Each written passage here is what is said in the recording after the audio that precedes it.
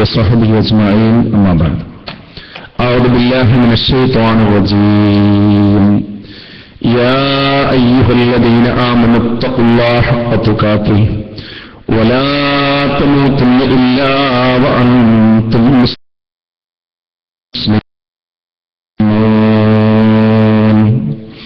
بسم الله الرحمن الرحيم يا أيها الذين آمنوا اتقوا الله وكونوا مع الصادقين.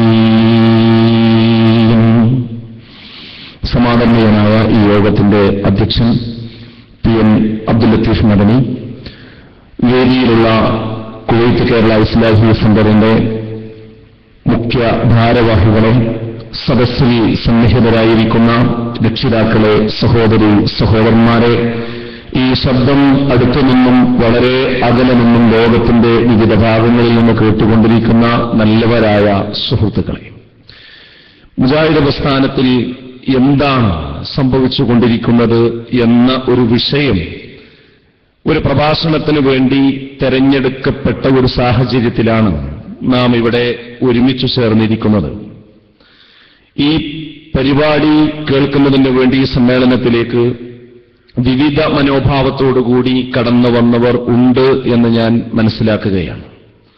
എല്ലാവരോടും എനിക്ക് സൂചിപ്പിക്കാനുള്ളത്, മുൻധാരണകളും മുൻവിധികളും പൂർണ്ണമായി മാറ്റിവെച്ചുകൊണ്ട് നല്ല ഒരു തുറന്ന മനസ്സോടുകൂടി ഈ സംസാരം ശ്രവിക്കണമേ എന്ന് ഞാൻ ആമുഖമായി ഓർമ്മപ്പെടുത്തുകയാണ്. എന്താണ് ഈ പ്രസ്ഥാനത്തിൽ നടക്കുന്നത് എന്ന് അടുത്തറിയുന്ന പ്രവർത്തകന്മാർ ഇവിടെ പങ്കെടുത്തിട്ടുണ്ട്, ഭാഗികമായി അറിഞ്ഞവർ പങ്കെടുത്തിട്ടുണ്ട്. ഏതെങ്കിലും ഒരു ഭാഗം മാത്രം കേട്ട് അതുതന്നെയാണ് ശരി എന്ന് വിചാരിച്ചു വെച്ച ആളുകളും ഇവിടെ വന്നിട്ടുണ്ട്.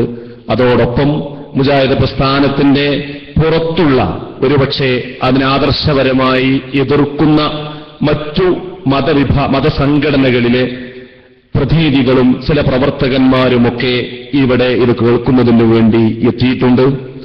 അതുപോലെ തന്നെ ഇതൊക്കെ ഒരു തമാശയായി, ചിലപ്പോൾ എന്താണ് ഇവരൊക്കെ തമ്മിൽ പറയുന്നത് എന്നൊന്ന് കാണാമല്ലോ കേൾക്കാമല്ലോ എന്ന വിചാരം കൊണ്ട് എത്തിയവരും ഒരു കൈയിൽ എണ്ണാവുന്ന, വിരലിൽ എണ്ണാവുന്ന ആളുകൾ ഒരുപക്ഷെ ഉണ്ടാവാൻ സാധ്യതയുണ്ട്.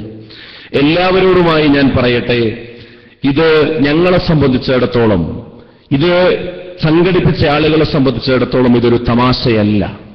കാരണം ഇത് മതപരമായ കാര്യങ്ങളാണ്. ജീവിതത്തിൽ ഏറ്റവും വലിയ വിഷയമായി മക്കളെയോ കുടുംബത്തെയോ ജോലിയെയോ പണത്തെയോ മറ്റുള്ള ബിസിനസ്സുകളെയോ ഒന്നുമല്ല ഞങ്ങൾ കാണുന്നത്. മറിച്ച് മരണശേഷമാണ് യഥാർത്ഥ ജീവിതമെന്ന് നമ്മൾ കൃത്യമായി മനസ്സിലാക്കുകയാണ്. അതുകൊണ്ട് തന്നെ ഏത് സമയത്ത് അള്ളാഹു നമ്മളെ തിരിച്ചു വിളിക്കുമെന്ന് നമുക്കാർക്കും പറയാൻ സാധ്യമല്ല. ഈ ലോകത്ത് നമ്മെ പടച്ചയച്ചിരിക്കുന്നത് അല്ലദീ ഖലഖൽ മൗത വൽ ഹയാത ലിയബ്ലുവകും അയ്യുകും അഹ്സനു അമല. ജീവിതത്തെയും മരണത്തെയും ഞാൻ നിങ്ങൾക്ക് സൃഷ്ടിച്ചു തന്നിരിക്കുന്നത് ആരാണ് ഏറ്റവും നന്നായി ജീവിക്കുന്നതെന്ന് പരീക്ഷിക്കാനാണ്. അപ്പോൾ നന്മയും തിന്മയും സത്യവും അസത്യവും അർദ്ധസത്യവുമെല്ലാം കൂട്ടിക്കുഴച്ച് ഇന്നതാണ് ഞങ്ങൾ പറയുന്നതാണ് ശരി എന്ന് സമൂഹത്തിൽ ഇസ്ലാമിന്റെ പേരിൽ, മുസ്ലിമീങ്ങളുടെ പേരിൽ, മുജാഹിദ് പ്രസ്ഥാനത്തിന്റെ പേരിൽ ഇവിടെ പറഞ്ഞുകൊണ്ടിരിക്കുമ്പോൾ എന്താണതിൽ ഹക്ക്, എന്താണതിൽ ബാത്തിൽ എന്ന് മനസ്സിലാക്കുക എന്നതും അതിനുവേണ്ടി തയ്യാറാവുക എന്നതും ഒരു വിശ്വാസിയെ സംബന്ധിച്ചിടത്തോളം, പ്രത്യേകിച്ച് ഈ ദീനിനെ, തൗഹീദിനെ ഇഷ്ടപ്പെടുന്ന, ഈ പ്രബോധനം ജീവിതത്തിന്റെ മുഖ്യഭാഗമായി ഉൾക്കൊള്ളുന്ന, തിരിച്ചറിയുന്ന ഏതൊരാളെ സംബന്ധിച്ചിടത്തോളം ഇത്തരം ഒരു വിശദീകരണം വളരെ ഗൗരവത്തോടുകൂടി തന്നെയാണ് കാണുന്നത്. ഇതിനെ തമാശയായി, പരിഹാസമായി അങ്ങനെ ആരെങ്കിലും ശ്രവിക്കുന്നുണ്ടെങ്കിൽ സുഹൃത്തുക്കളെ ചിന്തിക്കുക. പരിഹാസവും സംശയവും അങ്ങോട്ടും ഇങ്ങോട്ടും ഒക്കെ പറയലും ഈ ലോകത്തെ നടക്കൂ.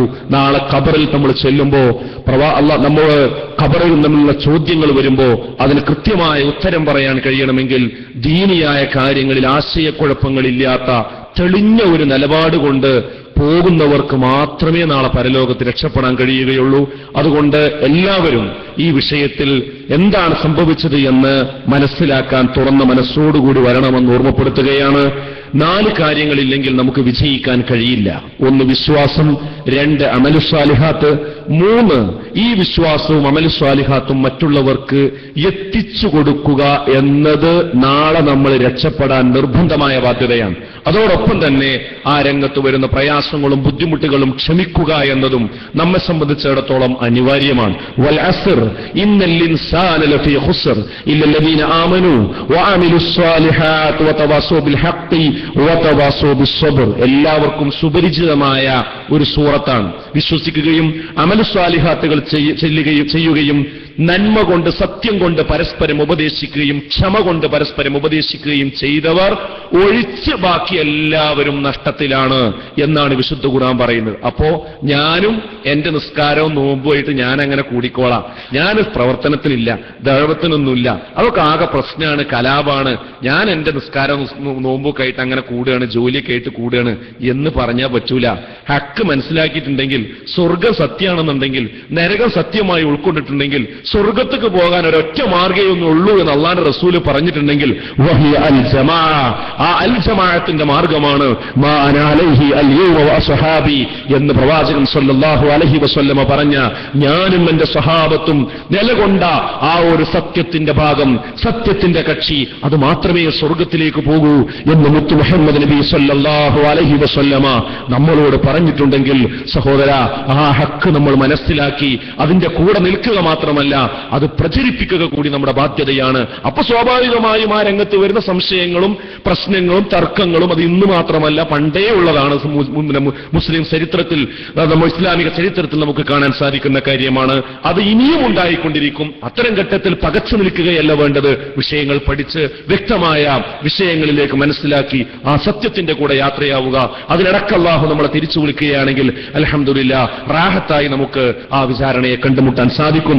അല്ലാഹു നമുക്ക് തന്നെ തൗഫീഖ് നൽകി അനുഗ്രഹിക്കുമാറാകട്ടെ. എന്തിനിത് വിശദീകരിക്കുന്നു എന്ന് ഞാൻ സൂചിപ്പിച്ചു. എന്താണ് ഇവിടെ സംഭവിച്ചത്? നിങ്ങൾ കേട്ടത് 3 കാര്യങ്ങളാണ്. 1, ഇവിടെ ആരൊക്കെയോ ജിന്നിനോട് തേടാമെന്നും പ്രാർത്ഥിക്കാമെന്നും ഒരു വാദം ഇവിടെ ആരൊക്കെയോ പറഞ്ഞിട്ടുണ്ട്. അതാണ് ഇവിടെ മുജാഹിദ് പ്രസ്ഥാനത്തിൽ ഉണ്ടായിട്ടുള്ളത് എന്നാണ് ചിലർ മനസ്സിലാക്കി വെച്ചത്. മറ്റു ചിലർ വിചാരിച്ചു വെച്ചത് മുജാഹിദ് പ്രസ്ഥാനം കൈയൊഴിച്ച ഏതൊക്കെയോ അന്ധവിശ്വാസത്തിലേക്ക്, ശിർക്കൻ ദുർമന്ത്രവാദ ചികിത്സകളിലേക്ക് ഇവിടെ കൊണ്ടുപോകാൻ ശ്രമിക്കുന്നുണ്ട് മുജാഹിദ് പ്രസ്ഥാനത്തെ. ഒരു വിഭാഗം അങ്ങനെ ശ്രമിക്കുമ്പോൾ അതിൽ നിന്ന് തിരിച്ചു പിടിക്കുവാനുള്ള പ്രസ്ഥാനത്തിന്റെ ശ്രമമാണ് ഇവിടെ മുജാഹിദ് പ്രസ്ഥാനത്തിൽ സംഭവിക്കുന്നതെന്നാണ് വേറെ ചിലർ കരുതി വെച്ചിട്ടുള്ളത്. വേറെ 3ാമത്തെ ഒരു വിഭാഗം മനസ്സിലാക്കിയത് ഇത് ഒരു സക്കരിയ സ്വലാഹിയും ഒരു മുജാഹിദ് ബാലുശ്ശേരിയെയും പുറത്താക്കി അതിന്റെ കൂടെ ഒരു 4 ആളുകളും പുറത്തുപോയ വിഷയമാണ് എന്നാണ് ഇതിന്റെ ചില നേതാക്കന്മാർ തന്നെ പലപ്പോഴും ഒളിഞ്ഞും തെളിഞ്ഞും പറയാറുള്ളത്. അങ്ങനെ ഏതോ കുറച്ച് ആളുകൾ പുറത്തുപോയൊരു പ്രശ്നമാണ്, അല്ലാതെ ഇവിടെ വേറെ പ്രശ്നങ്ങളൊന്നും പ്രസ്ഥാനത്തിനൊന്നും സംഭവിച്ചിട്ടില്ല എന്നാണ് പറയുന്നത്. എന്നാൽ ഈ 3 കാര്യത്തിനും വിശദമായ മറുപടി ആവശ്യമാണെങ്കിലും ചുരുക്കി ഞാൻ പറയാം, നിങ്ങൾക്ക് മനസ്സിലാക്കാൻ വേണ്ടി. പ്രത്യേകിച്ച് കുവൈത്തിൽ നിന്ന് സംസാരിക്കുമ്പോൾ അത് കുറച്ചുകൂടി ആധികാരികമായി ഈ വേദിയും ഈ സദസ്സും നിങ്ങൾ ഓരോരുത്തരും ഈ വിഷയത്തെ സത്യപ്പെടുത്താൻ, ഇതിനെ ക്ലിയറാക്കാൻ സാക്ഷി നിൽക്കുമെന്നതുകൊണ്ട് എനിക്ക് വിഷയങ്ങൾ പറയാൻ എളുപ്പമാണ്. അതിലൊന്ന് എന്താണ് യഥാർത്ഥത്തിൽ ഇയ്യാക നഅ്ബുദു വ ഇയ്യാക നസ്തഈൻ, നിന്നെ മാത്രം ഞങ്ങൾ ആരാധിക്കുന്നു, നിന്നോട് മാത്രം ഞങ്ങൾ സഹായം തേടുന്നു എന്ന സത്യം ഇവിടെ ഉറക്കെ പറയാനാണ് മുജാഹിദുകൾ ഉണ്ടായിട്ടുള്ളത്. ഇന്ന് വരെ അതിലൊരു നിരക്കുള്ള വ്യതിയാനവും ഒരു വ്യക്തിക്കും ഉണ്ടായിട്ടില്ല. എന്താണ് പ്രസ്ഥാനത്തിന് പറയാനുള്ളത് ഈ വിഷയത്തിൽ? ഞങ്ങൾക്ക് പറയാനുള്ളത് ഞങ്ങളാണല്ലോ പറയേണ്ടത്, നമ്മുടെ നാവിൽ നിന്നാണല്ലോ പറയേണ്ടത്. ആരോപണ വിധേയരായ ആളുകളും അതോടൊപ്പം ഈ രംഗത്തുള്ള എല്ലാവരും പറഞ്ഞു കഴിഞ്ഞിട്ടുണ്ട്, പടച്ചവനോട് മാത്രമേ പ്രാർത്ഥിക്കാൻ പാടുള്ളൂ, ആ നിലക്കുള്ള സഹായതേട്ടങ്ങൾ അല്ലാഹുവിനോട് മാത്രമേ പാടുള്ളൂ, അതല്ലാത്തതെല്ലാം ശിർക്കാണ്.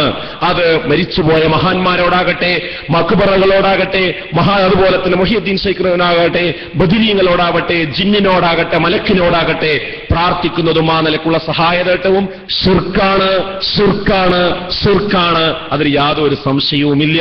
അതുകൊണ്ട് അങ്ങനെ ഒരു സംശയം വെച്ചുകൊണ്ട് ആരും നിൽക്കേണ്ടതില്ല. എന്നാൽ ഇത്തരം ഈ ഒരു സംഗതി ഇതിന്മയാണ് പ്രശ്നം എന്ന് വരുത്താൻ കാരണം എന്താ? മുജാഹിദുകൾ ഏറ്റവും കൂടുതൽ ഇഷ്ടപ്പെടുന്നത് തൗഹീദിനെയാണ്. അതുകൊണ്ട് തൗഹീദിൽ പ്രശ്നമുണ്ട് എന്ന് പറഞ്ഞാൽ കുറച്ച് ആളുകളെ ഈ വിഭാഗീയതക്ക് കിട്ടും എന്ന് മനസ്സിലാക്കിയത് കൊണ്ട് ഇതിലാണ് പ്രശ്നം എന്ന് പറയാൻ ഇത്തരം ആളുകൾ ശ്രമിച്ചുവെന്ന് മാത്രം. ഇവിടെ ഇത് ശിർക്കാണ് എന്ന കാര്യത്തിൽ തർക്കിക്കേണ്ടതില്ല. അപ്പൊ ചർച്ചകൾ വന്നു. ഒരു സങ്കല്പത്തിലിരിക്കുന്ന ഒരു വിഷയം, ആരും ചെയ്യാൻ പോണ കാര്യമല്ല, അത് ചർച്ച കൊണ്ടുവന്നതാണ്. ഞാൻ ആ വിശദാംശങ്ങളിലേക്ക് പോകുന്നില്ല. അല്ല, പ്രാർത്ഥനയൊന്നുമാകാത്ത ഒരു ചോദ്യം ജിന്നിനോട് ആരെങ്കിലും ചോദിക്കുകയാണെങ്കിൽ, മലക്കിനോട് ചോദിക്കുകയാണെങ്കിൽ എന്താണ് അതിന്റെ വിധി എന്നുള്ള ഒരു ഹുക്കുമ് ഒരിക്കലും ഇത് ആർക്കെങ്കിലും തേടാനോ ചോദിക്കാനോ അല്ല. ചോദിക്കണമെന്ന് ആരും പറഞ്ഞിട്ടില്ല, തേടാമെന്ന് പറഞ്ഞിട്ടില്ല, പ്രാർത്ഥിക്കാമെന്ന് പറഞ്ഞിട്ടില്ല, അങ്ങനെ ഒന്നുമില്ല.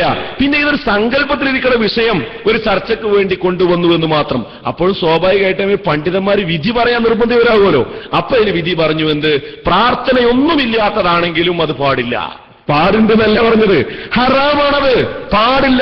ഹറാം എന്ന് പറഞ്ഞാൽ നരകത്തേക്ക് പോണ വിഷയമാണ്, നരകത്തേക്ക് പോണ വിഷയം.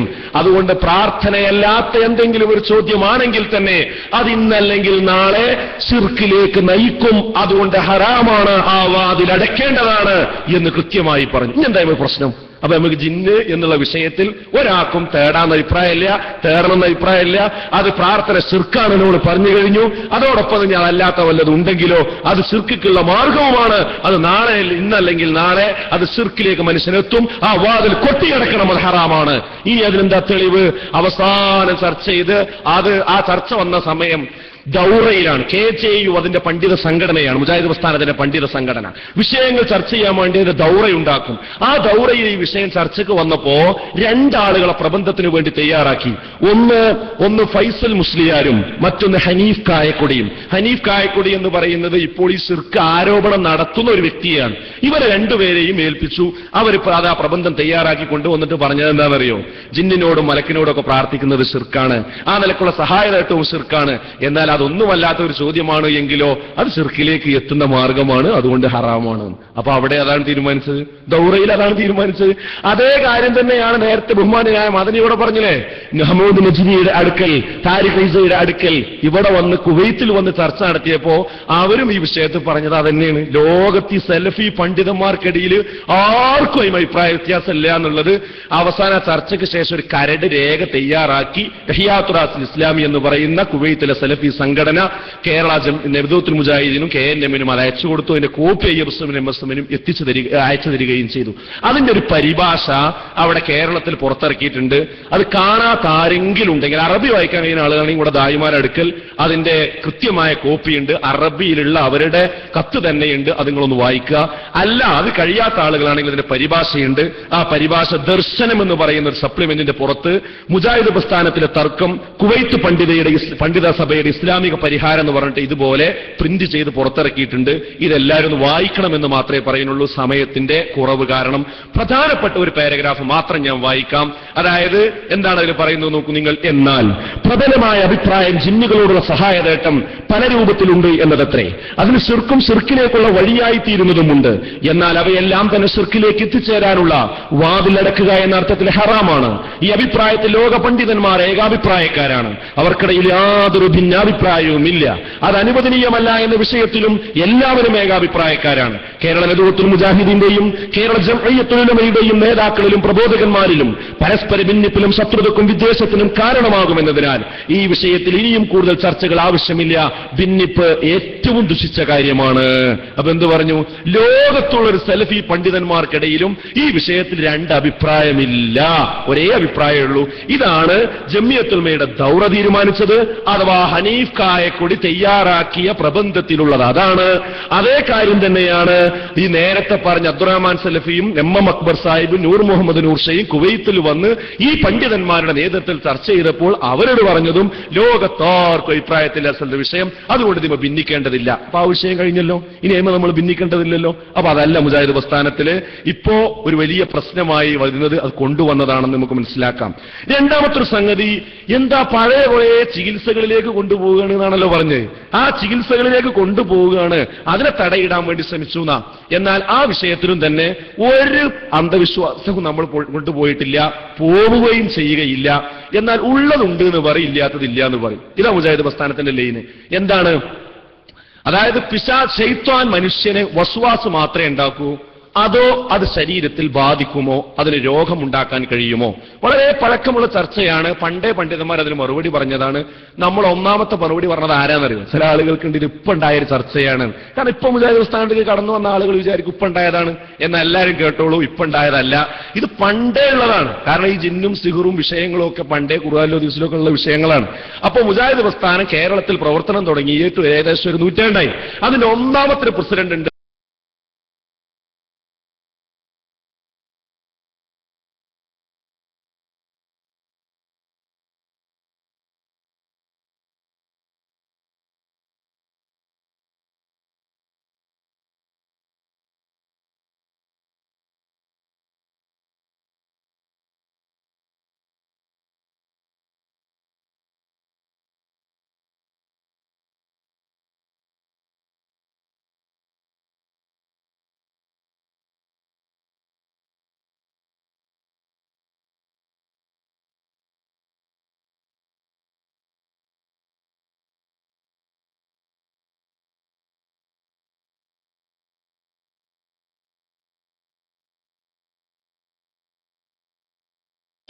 അപ്പൊ അന്നേ പറഞ്ഞത് ഒന്നാം പ്രസിഡന്റാണ് കെ എം മൗലവി. അപ്പൊ അത് പുതിയ വിഷയമല്ല, അന്നേ പറഞ്ഞു വരുന്ന വിഷയം. ഇപ്പൊ അത് പല ആളുകൾക്കും വിധിക്ക് കടന്നു വന്നവരും അല്ലാത്തവരായ ആളുകളും വിഷയം പഠിക്കാത്തത് കൊണ്ട് അജ്ഞതയെ ചൂഷണം ചെയ്തുകൊണ്ട് ചില ആളുകൾ വസ്വാസം ഉണ്ടാക്കാൻ നോക്കി. അപ്പോഴും പണ്ഡിതന്മാർ ചർച്ച ചെയ്തു. ആരാ ചർച്ചയ്ക്ക് നേതൃത്വം വഹിച്ചത്? അതും ഈ കുവൈത്തിലെ ഈ നേരത്തെ അവിടെ സംസാരിച്ച ബഹുമാന്യനായ PN അബ്ദുൽ ലത്തീഫ് മദനി മുൻകൈ എടുത്തുകൊണ്ട് നമ്മുടെ 10 പണ്ഡിതന്മാരെ വിളിച്ചു, എന്നിട്ട് ചർച്ച ചെയ്തു. ആ ചർച്ച ചെയ്യുന്നതിന് മുമ്പ് ഈ വിഷയത്തിലുള്ള ധാരണ എന്താണെന്നറിയോ? KK സക്കരിയ സ്വലാഹി എന്തോ ഒരു പുതിയ വാദം കൊണ്ടുവന്നിട്ടുണ്ട്. ഈ ജിന്നിന് ചികിത്സ ഉണ്ട് എന്നും അതിനടിച്ചിറക്കാമെന്നും അത് ചെയ്യാമെന്നും അങ്ങനെ ചെയ്യാമെന്നും ഒക്കെ ഒരു വാദം അദ്ദേഹത്തിനുണ്ട്. അതാണ് ഇവിടുത്തെ ആകെ പ്രശ്നം എന്നൊരു ധാരണയാണ് നിലനിന്നിരുന്നത്. സാധാരണ ജനങ്ങളെ വിചാരവും അങ്ങനെ തന്നെയായിരുന്നു. എന്നാൽ 10 പണ്ഡിതന്മാർ ചർച്ച ചെയ്തപ്പോൾ എടുത്ത തീരുമാനം എന്താണെന്നറിയോ? അത് യഥാർത്ഥത്തിൽ അദ്ദേഹത്തിന്റെ ഒരു ഒറ്റപ്പെട്ട വാദമല്ല, മറിച്ച് അതിൽ ഖുർആനിലും സുന്നത്തിലുള്ളത് തീരുമാനിച്ചു, അല്ലാത്തത് ഒഴിവാക്കുകയും ചെയ്തു. അതിൽ പങ്കെടുത്ത 10 പണ്ഡിതന്മാരെ പേര് ഞാൻ വായിക്കാം. 1 C കുഞ്ഞി മുഹമ്മദ് മദനി പറപ്പൂർ, 2 PN അബ്ദുൽ ലത്തീഫ് മദനി, 3 M അബ്ദുറഹ്മാൻ സലഫി, 4 KK സക്കരിയ സ്വലാഹി, 5 അബൂബക്കർ സലഫി, 6 ഹനീഫ് കായക്കൊടി, 7 ഷമീർ മദീനി ശ്രീമൂല നഗരം, 8 ഷംസുദ്ദീൻ P, 9 ഹംസ മദീനി, 10 അഹമ്മദ് അനസ് മൗലവി. ഇതെന്ന് കേട്ടപ്പോൾ നിങ്ങൾക്ക് മനസ്സിലായിട്ടുണ്ടാവും, ഇപ്പൊ ഈ ശിർക്ക് ആരോപിച്ച് നടക്കുന്ന ആളുകൾ ഇതിലുണ്ട്. അബ്ദുറഹ്മാൻ സലഫിയുണ്ട്, അനീഫ് കായക്കൊടിയുണ്ട്, അതുപോലെ തന്നെ അഹമ്മദ് അനസ് മൗലവിയെ പോലെയുള്ള ആളുകളൊക്കെ ഉണ്ട്. ഇവരൊക്കെ ഇരുന്നിട്ട് ഒരു തീരുമാനം എടുത്തു. ആ തീരുമാനം മാത്രം ഞാനൊന്ന് വായിക്കാം. കേട്ടവരുണ്ടാവും, അതിൽ ആവർത്തനമായി വിചാരിക്കേണ്ട വിഷയം മനസ്സിലാക്കാൻ വേണ്ടി വായിക്കണം. 21/6/2011 ഇത് ചർച്ച നടന്നത്. പുളിക്കൽ മദീനത്തുൽ ഉലൂമിലാണ് ചർച്ചയുണ്ടായത്. ഈ വായിക്കാൻ പോണതാണ് ആ വിഷയത്തിൽ നമുക്കുള്ള നിലപാട്. ഇതിലപ്പുറം ഒരു നിലപാടില്ല, അതുകൊണ്ട് ഇത് കേൾക്കുക. 1, ഖുർആൻ കൊണ്ടും അള്ളാഹുവിന്റെ നാമങ്ങളും വിശേഷണങ്ങളും കൊണ്ടും ഖുർആനിലും സുന്നത്തിലും സ്വഹീഹായി വന്നിട്ടുള്ള ദിക്റുകൾ കൊണ്ടും രോഗശമനത്തിനു വേണ്ടി പ്രാർത്ഥിച്ചുകൊണ്ട് സുന്നത്തിൽ സ്ഥിരപ്പെട്ട രീതിയിൽ നിർവഹിക്കുന്ന ഒന്നാണ് റുഖിയ ശർഇയ്യ. റുഖിയ സ്വയം നിർവഹിക്കലാണ് ഏറ്റവും ഉത്തമം, മറ്റൊരാൾക്ക് ചെയ്തു കൊടുക്കുന്നതിനും വിരോധമില്ല. റുഖിയ നിർവഹിക്കുന്ന വ്യക്തി അത് തൊഴിലായി സ്വീകരിക്കുന്നതിനോ താൻ റുഖിയ ചെയ്യുന്നവനാണെന്ന് പരസ്യപ്പെടുത്തുന്നതിനോ ദീനിൽ മാതൃകയില്ല, കൂലി നിശ്ചയിക്കുന്നതിനും ന്യായമില്ല. 3, ജിന്നുബാധയുണ്ടാകുമെന്നത് യാഥാർത്ഥ്യമാണ്. പല കാരണങ്ങളാലും രോഗമുണ്ടാകുന്നത് പോലെ ജിന്നുബാധ മൂലവും രോഗമോ മറ്റു പ്രയാസങ്ങളോ ഉണ്ടാവാം. ആ സമയത്ത് രോഗശമനത്തിനായി സാധാരണ ചികിത്സ തേടുന്നതിനോടൊപ്പം റുഖിയ ശർഇയ്യ ചെയ്യാവുന്നതാണ്. ഒരാളുടെ രോഗകാരണം ജിന്നു ബാധിച്ചതാണ് എന്ന് വഹി അനുസരിച്ച് നബി സല്ലല്ലാഹു അലൈഹി വസല്ലമക്കല്ലാതെ മറ്റൊരാൾക്കും ഉറപ്പിച്ചു പറയാൻ സാധിക്കുകയില്ല. 5, പിശാച് മനുഷ്യരിൽ ശിർക്കിലേക്കും ബിദ്അത്തിലേക്കും ഹറാമിലേക്കുമൊക്കെ എത്തിക്കുന്ന വസ്വാസ് ഉണ്ടാക്കുന്നതാണ് ഏറ്റവും ഗൗരവമുള്ള സംഗതി. എന്നാൽ പിശാച് തോന്നലുകൾക്ക് പുറമെ ശാരീരിക ഉപദ്രവങ്ങളും ഉണ്ടാക്കും. 6, റുഖിയയുടെ ഭാഗമായി അടിക്കുക പോലുള്ള സംഗതികൾ പ്രാമാണികമായി സ്ഥിരപ്പെട്ടതല്ല. 7, റുഖിയ ശർഇയ്യ നടത്തുന്ന വേളയിൽ ജിന്നുമായി സംസാരിക്കുന്നതോ ഏതെങ്കിലും തരത്തിലുള്ള തആമുൽ നടത്തുവാനോ പാടുള്ളതല്ല. 8, റുഖിയ ശർഇയ്യക്ക് വേണ്ടി പ്രത്യേക കേന്ദ്രങ്ങൾ നടത്തുന്നതിന് യാതൊരു മാതൃകയുമില്ല. അത്തരം കേന്ദ്രങ്ങൾ നടത്തുന്നതിനെ എതിർക്കേണ്ടതാണ്. 9 പിശാചിന്റെ സ്വാധീനത്തിൽ നിന്ന് കരകയറാൻ ആവശ്യമായ ഇസ്ലാമിക നിർദ്ദേശങ്ങൾ മുഴുവൻ ജനങ്ങൾക്കും പഠിപ്പിക്കേണ്ടതാണ്. 10 റുഖിയ ശർഇ എത്രത്തോളമാകാമെന്ന് പ്രവർത്തകരെ ബോധ്യപ്പെടുത്തേണ്ടതും ആശയക്കുഴപ്പങ്ങൾ ഒഴിവാക്കി കൊടുക്കേണ്ടതുമാണ്. പിന്നീട് ജിന്നുകളോട് സഹായം ചോദിക്കുന്നത് തൗഹീദിന് വിരുദ്ധവും ശുർക്കുമാണ്. 2 റുഖിയ ശർഇ നിർവഹിക്കുന്ന വേളയിൽ പ്രമാണവിരുദ്ധമായതിനാൽ ഒഴിവാക്കണമെന്ന് പണ്ഡിതന്മാർ നിർദ്ദേശിച്ച കാര്യങ്ങൾ ഒഴിവാക്കേണ്ടതാണ്. ഉദാഹരണത്തിന് പിഞ്ഞാണത്തിലേറി കുടിക്കൽ, റുഖിയയ്ക്ക് വേണ്ടി കാസറ്റുകളും സീഡികളും ഉപയോഗിക്കൽ, മൈക്ക് സെറ്റ് ഉപയോഗിക്കൽ, അന്യ സ്ത്രീകളുമായി തനിച്ചാകലും സ്പർശിക്കലും.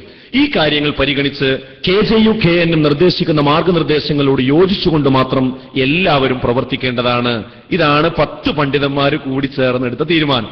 അപ്പോ ശൈത്താൻ വസ്വാസ് മാത്രമല്ല ഉണ്ടാക്കുക, അത് ഉപദ്രവിക്കും, ബാധിക്കും, രോഗം ഉണ്ടാക്കും.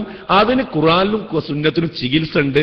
അതിനാണ് റുഖിയ ശർഇയ്യ എന്ന് പറയാ. അങ്ങനെ പറയാൻ കാരണം ഇവിടെ വേറെ ചികിത്സ നിലനിൽക്കുന്നുണ്ട്. അതിന് റുഖിയ ശിർക്കിയ എന്നോ റുഖിയ ബിദ്അയ്യ എന്നാണ് പറയാ. അതാണ് പണ്ട് കാലം മുതലേ കേരളത്തിലും പുറത്തൊക്കെ നമ്മൾ വിമർശിച്ചു പോന്ന ഒരു ചികിത്സ. അതാണ് എന്താ സുന്നികൾക്കിടയിലും യാഥാസ്ഥിക വിഭാഗത്തിന്റെ ഇടയിലും നടക്കുന്ന കാര്യങ്ങൾ.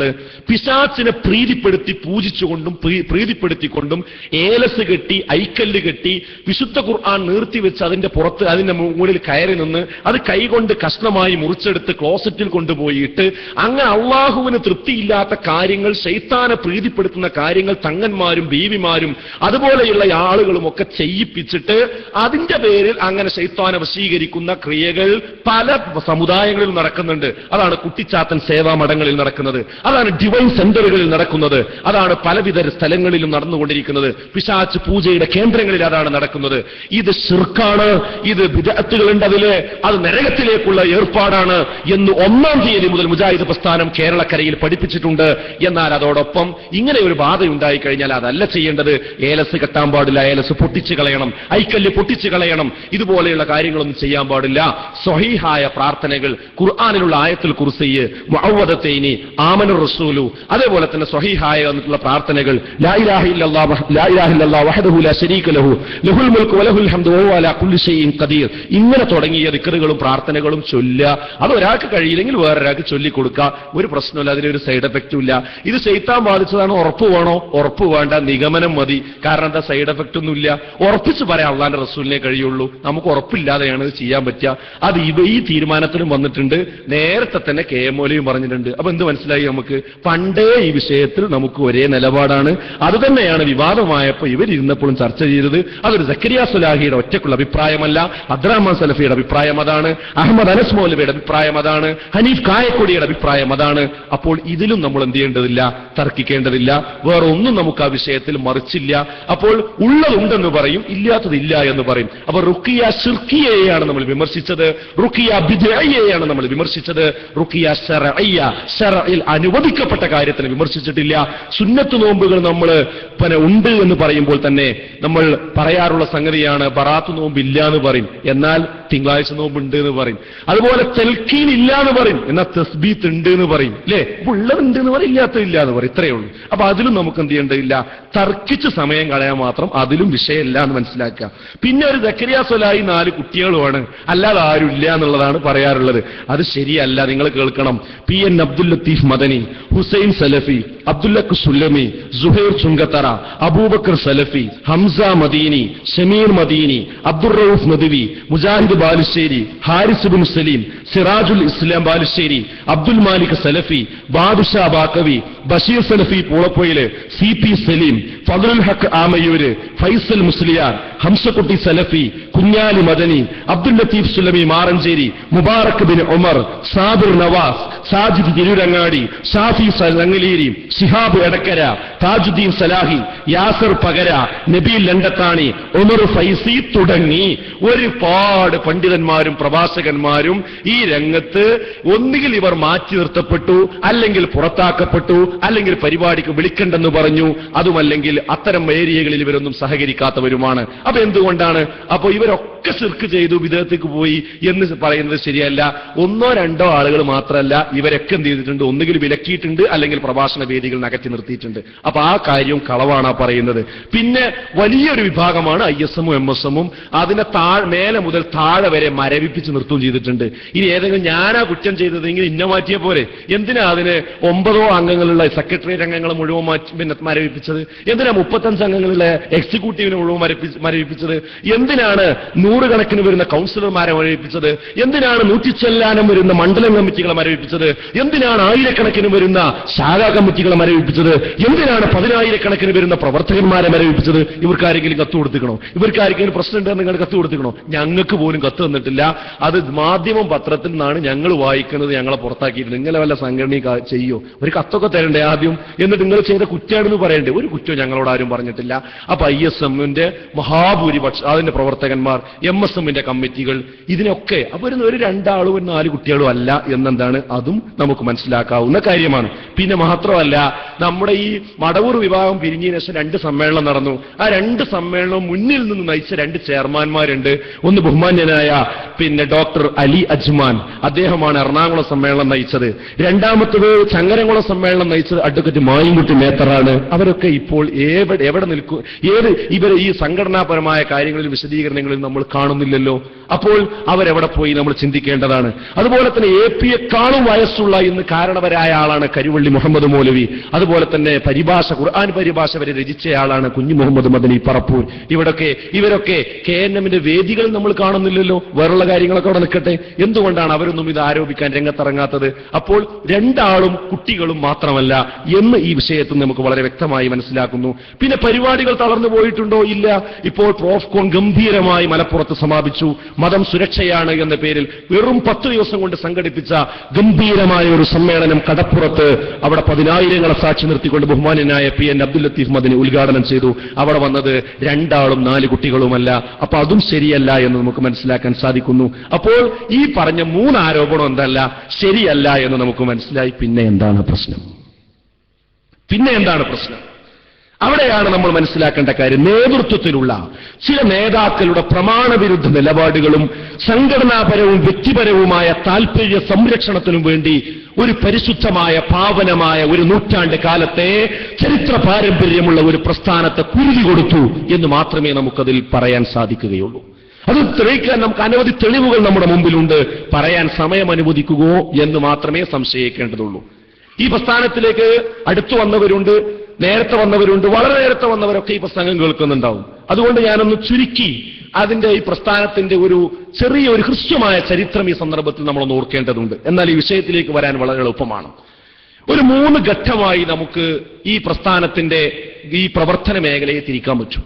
ഒന്നാമത്തെ ഘട്ടം ബഹുമാന്യനായ KM മൗലവിയും EK മൗലവിയും അതുപോലെ തന്നെ വക്കം അബ്ദുൽ ഖാദർ മൗലവിയും മുഹമ്മദ് അബ്ദുറഹ്മാൻ സാഹിബും ഒക്കെ തുടങ്ങി ഇങ്ങു വന്ന് മർഹൂം ഉമർ മൗലവി, അതുപോലെ തന്നെ ഡോക്ടർ ഉസ്മാൻ സാഹിബ്, അലവി മൗലവി, അങ്ങനെ തുടങ്ങി KP മുഹമ്മദ് മൗലവി വരെയുള്ള ഒരു 1ാം കാലഘട്ടം ഉണ്ട്.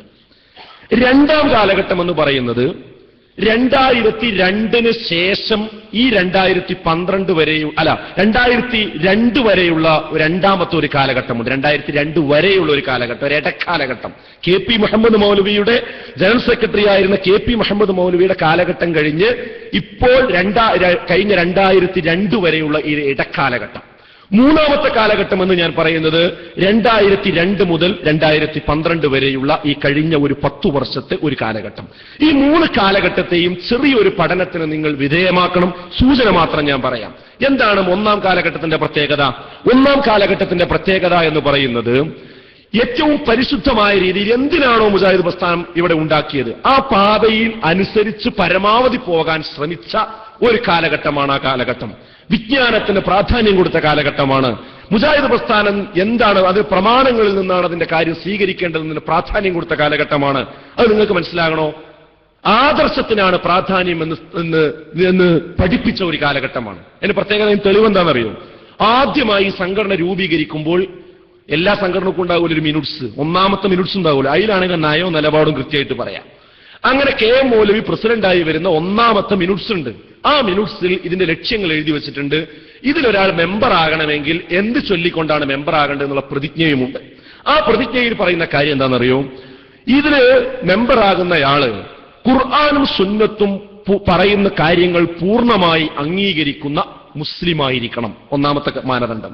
രണ്ടാമത്തത് പറയുന്നത് വളരെ അടിവരായിട്ട് മനസ്സിലാക്കണം.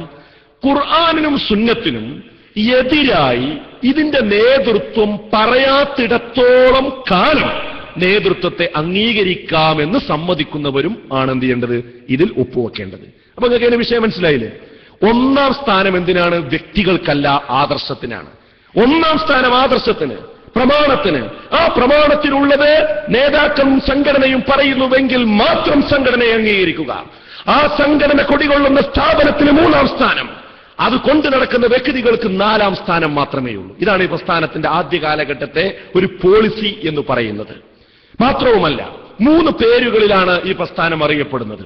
ഒന്ന് പ്രധാനമായി അറിയപ്പെടുന്നത്, ഒന്ന് സലഫികൾ എന്ന പേരിലാണ്. എന്താ അങ്ങനെ പറയാൻ കാരണം?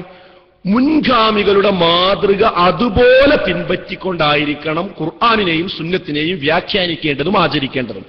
ആ മുൻഗാമികൾ എന്നുള്ളതിന് അറബി ഭാഷയിൽ പറയുന്ന വാക്കാണ് സലഫുകൾ. അവരുടെ മാർഗം എന്നതിനാണ് മൻഹജ് എന്ന് പറയാം. മൻഹജു സലഫ് എന്ന് പറഞ്ഞാൽ മുൻഗാമികളുടെ പാത. ആ മുൻഗാമികളുടെ പാത ഉൾക്കൊണ്ടുകൊണ്ടാണ് ഖുർആനും സുന്നത്തും സ്വീകരിക്കേണ്ടത്. ഇതാണ് മൻഹജു സലഫിന്റെ അടിസ്ഥാനത്തിലാണ് ഖുർആനും സുന്നത്തും സ്വീകരിക്കേണ്ടത് എന്ന് പറയുന്നത്. അതുകൊണ്ടാണ് ഈ പ്രസ്ഥാനം സലഫികൾ എന്ന പേര് വരാൻ കാരണം. നമ്മൾ മനസ്സിലാക്കേണ്ട വിഷയമാണ്. സലഫി നഗർ, സലഫി സ്കൂൾ, സലഫി മദ്രസ, സലഫി മസ്ജിദ് എന്നൊക്കെ ആദ്യകാലം മുതലേ ഇതിന് പേര് വരാൻ കാരണം ഈ മൻഹജു സലഫ് സ്വീകരിച്ചത് കൊണ്ടാണ്. അതൊരു പ്രമാണമല്ല. മൻഹജു സലഫ് ഒരു മദ്ഹബല്ല. അതൊരിക്കലും തന്നെ പ്രമാണമല്ല, മദ്ഹബല്ല. അത് ഖുർആനും സുന്നത്തും സ്വീകരിക്കാനുള്ള മെത്തഡോളജി മാത്രമാണ് എന്ന് നമ്മൾ മനസ്സിലാക്കുക. അതുകൊണ്ടാണ് ഇതിന് സലഫികൾ എന്നതിന് പേര് വരാനുള്ള കാരണം. ഒന്ന്. രണ്ടാമത്തത് എന്താണെന്ന് ചോദിച്ചാൽ, ഇസ്ലാമിന്റെ പേരിൽ ഇതിൽ കയറ്റിക്കൂട്ടിയ കുറെ ബിദ്അത്തുകളുണ്ട്. അത് ഇസ്ലാമാണെന്ന് പറഞ്ഞുകൊണ്ട് കുറെ ആളുകൾ പഴയ ഇടക്കാലഘട്ടങ്ങളിലൊക്കെ. അതുകൊണ്ട് തന്നെ ആ കടത്തിക്കൂട്ടിയതിനെ ഒഴിവാക്കി ഉള്ളതിനെ നന്നാക്കിയെടുക്കുന്ന പ്രസ്ഥാനം. നന്നാക്കുക എന്നുള്ളതിന് പറയണ യുസ്ലിഹൂന മാ അഫ്സദ അന്നാസു മിൻ ബഅദി മിൻ സുന്നത്തി എന്നൊരു ഹദീസിന്റെ ഭാഗമുണ്ട്. അതിലുള്ള യുസ്ലിഹൂന എന്ന വാക്കിൽ നിന്നാണ് ഇസ്ലാഹ്, നന്നാക്കൽ. അതിൽ നിന്നാണ് ഇസ്ലാഹി പ്രസ്ഥാനം എന്ന് ഈ പ്രസ്ഥാനത്തിന് പേര് വരാനുള്ള കാരണം. അപ്പൊ എന്താണ്? സുന്നത്തിൽ ബിദ്അത്തുകൾ കടത്തിക്കൂട്ടി നശിപ്പിച്ചതിൽ നിന്ന് സുന്നത്തിനെ വേർതിരിച്ച് നന്നാക്കുന്ന പ്രസ്ഥാനമായതുകൊണ്ടാണ് ഇസ്ലാഹി പ്രസ്ഥാനം എന്നതിന് പേര് വരാൻ കാരണം. പിന്നെ ഒരു കാര്യം ഹക്കാണെന്ന് ബോധ്യപ്പെട്ടാൽ ആരും കാത്തു നിൽക്കൂല. അത് തുറന്ന് ജനങ്ങളോട് പറയും. ധർമ്മസമരത്തിൽ മുന്നോട്ട് പോകും. അതുകൊണ്ടാണ് ജിഹാദ് ചെയ്യുന്നവർ, സത്യത്തിന് വേണ്ടി മുഖം നോക്കാതെ മുന്നോട്ട് പോകുന്നവർ. അതുകൊണ്ടാണ് ഇതിന് മുജാഹിദുകൾ എന്ന പേര് വരാനുള്ള കാരണം. ഈ 3 പേരുകളിലാണ് മുജാഹിദ് പ്രസ്ഥാനം കാര്യമായി അറിയപ്പെടുന്നത്. അതാണ് ആദ്യകാലത്തിന്റെ പ്രത്യേകത. രണ്ടാം കാലത്തിന്റെ പ്രത്യേകത എന്താണെന്ന് ചോദിച്ചാൽ, 2 സാഹചര്യങ്ങൾ ഏതൊക്കെ പ്രസ്ഥാനത്തിനുണ്ടാവും. ഒരു നൂറ്റാണ്ട് കുറെ കാലം പിന്നിടുമ്പോ നവോത്ഥാനം എന്ന വാക്കിനെ തെറ്റിദ്ധരിച്ച കാലഘട്ടമാണ് രണ്ടാമത്തെ കാലഘട്ടം. റിനൈസൻസ് എന്ന വാക്ക് യൂറോപ്പിലാണ് ആദ്യമായി നമ്മൾ മുഴങ്ങിക്കേൾക്കുന്നത് 14-15 നൂറ്റാണ്ടുകളിൽ. 14-15 നൂറ്റാണ്ടുകളിൽ റിനൈസൻസ് അഥവാ നവോത്ഥാനം എന്ന വാക്ക് ഉപയോഗിച്ചത് മതനിരാസത്തിന് വേണ്ടിയായിരുന്നു. മതങ്ങൾ ഇല്ലായ്മ ചെയ്യുന്നതിന് വേണ്ടിയാണ് ഗ്രീക്ക് തത്വശാസ്ത്രങ്ങളിലേക്ക് സമൂഹത്തെ തിരിച്ചുകൊണ്ടുപോവുകയും മതത്തിന്റെ വേലിക്കെട്ടുകൾ തച്ചുപൊളിക്കണമെന്നും പറഞ്ഞുകൊണ്ട് കടന്നു വന്ന പ്രത്യേക ഒരു പദാവലിയാണ് റിനൈസൻസ് എന്ന പദാവലി. എന്നാൽ പിന്നീട് അതിനെ നമ്മൾ എന്ത് ചെയ്തു? അത് മതത്തെ ഉൾക്കൊണ്ടുകൊണ്ട് തന്നെ, മതത്തെ സ്വീകരിച്ചുകൊണ്ട് തന്നെയുള്ള നവോത്ഥാനമായിട്ടാണ് കേരളത്തിൽ അത് പരിചയപ്പെടുത്തപ്പെട്ടത്. അങ്ങനെ ഇസ്ലാമിലുള്ള കാര്യങ്ങൾ അതിലേക്ക് ജനങ്ങളെ കൊണ്ടുവരിക, ഖുർആനിനും സുന്നത്തിനും അനുസരിച്ച് ജനങ്ങളെ പാകപ്പെടുത്തുക. അതിനാണ് നാം ഉദ്ദേശിച്ച നവോത്ഥാനം എന്നത് കെ മൗലവിയുടെ 1-ാം കാലഘട്ടത്തിൽ നമ്മൾ പറഞ്ഞത്. എന്നാൽ ഇടക്കാലഘട്ടം എന്ന് ഞാൻ പറഞ്ഞല്ലോ, അവിടെ വെച്ച് ഇതൊരു കേവല നവോത്ഥാന സംഘടനയാക്കി മാറ്റി. കേവല നവോത്ഥാന സംഘടന. അതെന്താ? ഒരു പുരോഗമന പ്രസ്ഥാനം. മുജാഹിദ് പ്രസ്ഥാനം എന്ന് പറഞ്ഞാൽ എന്താണ്? ഒരു പുരോഗമന പ്രസ്ഥാനം എന്ന ഒരു ധാരയിലേക്ക് കൊണ്ടുവരാൻ നോക്കി. അതിനുവേണ്ടി അവരെന്ത് ചെയ്തു എന്നറിയോ? ആ കാലഘട്ടത്തിൽ ഉണ്ടായിരുന്ന യുവജന വിഭാഗം, അതിന്റെ നേതാക്കന്മാർ അതിനുവേണ്ടിയുള്ള പരിശ്രമങ്ങൾ തുടങ്ങി. അന്നത്തെ ISM, അന്ന് ബഹുമാന്യനായ ഉസൈൻ മടവൂരിന്റെ നേതൃത്വത്തിലുള്ള ISM ഈ വക പ്രവർത്തനങ്ങൾ കൂടുതൽ അവർ നടത്താൻ തുടങ്ങി. എങ്ങനെ? സാഹിത്യകാരന്മാരെയും ബുദ്ധിജീവികളെയും ഒക്കെ വിളിച്ചുകൊണ്ടുവരികയും എന്നിട്ട് മതപരമായ കാര്യങ്ങൾ, പണ്ഡിതന്മാർ പറയേണ്ട വിഷയങ്ങൾ അത്തരം വേദികളിൽ ഖത്തീബുമാർക്ക് ക്ലാസ് എടുക്കുക, അതുപോലുള്ള കാര്യങ്ങളൊക്കെ ആരെ കൊണ്ട് പറയിപ്പിക്കാൻ തുടങ്ങി? സുകുമാർ അഴീകിനെ കൂടിനെ കൊണ്ടും NP മുഹമ്മദിനെ കൊണ്ടും NP ഹാഫിസ് മുഹമ്മദിനെ പോലെയുള്ള ആളുകളെ കൊണ്ടൊക്കെ ക്ലാസ് എടുപ്പിക്കാൻ തുടങ്ങി. സ്വാഭാവികമായി അവരെ നമ്മൾ കുറ്റം പറയാൻ പറ്റില്ല, അവർക്ക് അറിയുന്നതല്ലേ അവർ പറയുള്ളൂ. അപ്പൊ അവരെ മനസ്സിലാക്കി ഇസ്ലാമുകളാണ് പലപ്പോഴും എന്ത് ചെയ്തത്, അവർ ഇത്തരം ക്ലാസ്സുകളിലൊക്കെ പറഞ്ഞത്. അത് അങ്ങനെ തന്നെ സ്വീകരിച്ചുകൊണ്ട് അവർക്ക് വേണ്ടി വാദിക്കുന്ന കൗൺസിലുകളും സാധനങ്ങളും സംവിധാനങ്ങളും ഉണ്ടായി. അവസാനം ബുദ്ധിജീവികളിലേക്ക് നമുക്കൊരു പാലം വേണം, ഒരു എൻട്രി വേണം എന്ന് പറഞ്ഞുകൊണ്ട് ആശയ സമന്വയം എന്ന് പറയുന്ന ഒരു മാസിക പുറത്തിറക്കി. ആ മാസികയുടെ ഉള്ളടക്കം എന്താണെന്നോ, അതിൽ വേശ്യപ്പെണ്ണിന്റെ കഥ പറയുന്ന നോവലുകൾ കടന്നു വന്നു. ഒരു പ്രാവശ്യമല്ല, ആവർത്തിച്ചു വന്നു. പാപ്പാൻ എന്ന് പറയുന്ന ഒരു കഥ ഇപ്പോഴും നമ്മുടെ ആ ഒരു സമയത്ത് വിവാദമായത് എല്ലാവർക്കും അറിയാം. അതുപോലെ തന്നെ വൃത്തികെട്ട കാർട്ടൂണുകൾ, വൈകാരികമായ സമീപനങ്ങൾ ഉണ്ടാക്കുന്ന രീതിയിലുള്ള കാർട്ടൂണുകൾ, ഇതൊക്കെ ന്യായീകരിക്കാനും തുടങ്ങി. ഇത് പള്ളി മെമ്പറിൽ നിന്ന് വരിചേൽക്കുന്ന അവസ്ഥ വന്നു. അവസാനം ഒരു പത്രത്തിലേക്കുള്ള പോക്ക് എന്ന് പറഞ്ഞുകൊണ്ടാണ് അതൊക്കെ ഉണ്ടായത്. ചുരുക്കി പറഞ്ഞാൽ ഇങ്ങനെ ഒരു കേവല നവോത്ഥാന സംഘടന എന്നുള്ള സ്വഭാവത്തിലേക്ക് ഒരു ഭാഗത്ത് അവർ സംഘടനാപരമായി ഇതിനെ കൊണ്ടുപോകാൻ ശ്രമിച്ചു. അതേ സമയത്ത് തന്നെ അബ്ദുസ്സലാം സുല്ലമി എന്ന് പറയുന്ന ഒരു പണ്ഡിതൻ, അദ്ദേഹം നേരത്തെ KM മൗലവിയും KP മുഹമ്മദ് മൗലവി വരെയുള്ള ഒന്നാം കാലഘട്ടത്തിലെ പണ്ഡിതന്മാർ സ്വീകരിച്ചിരുന്ന പല കാര്യങ്ങളെയും അദ്ദേഹം തകിടം മറിച്ചു. അദ്ദേഹമാണ് യഥാർത്ഥത്തിൽ പ്രധാനമായിട്ടും അവർ പഠിപ്പിച്ച കാര്യത്തിൽ നിന്ന് ഇപ്പോൾ വിവാദമായ ജിന്ന് സിഹ്ർ വിഷയങ്ങളിലൊക്കെ ആ ഒന്നാം കാലഘട്ടത്തിൽ നമ്മൾ പഠിപ്പിച്ച വിഷയത്തിൽ നിന്ന് മാറ്റിക്കൊണ്ടുള്ള ഒരു പഠനം നടത്തിയതും പുസ്തകം എഴുതിയതും രചനകൾ നടത്തിയതും അദ്ദേഹമാണ്. അതാണ് ഇടക്കാലത്ത് വന്ന ആളുകൾക്കൊക്കെ എന്ത് തോന്നി, മുജാഹിദ് പ്രസ്ഥാനം സിഹ്ർ ഉണ്ട് എന്ന് പറയുന്ന ആളുകളല്ല, അതുപോലെ തന്നെ ജിന്നിനെ അംഗീകരിക്കുന്ന ആളുകളല്ല എന്നൊക്കെ ഒരു തോന്നലുണ്ടായി.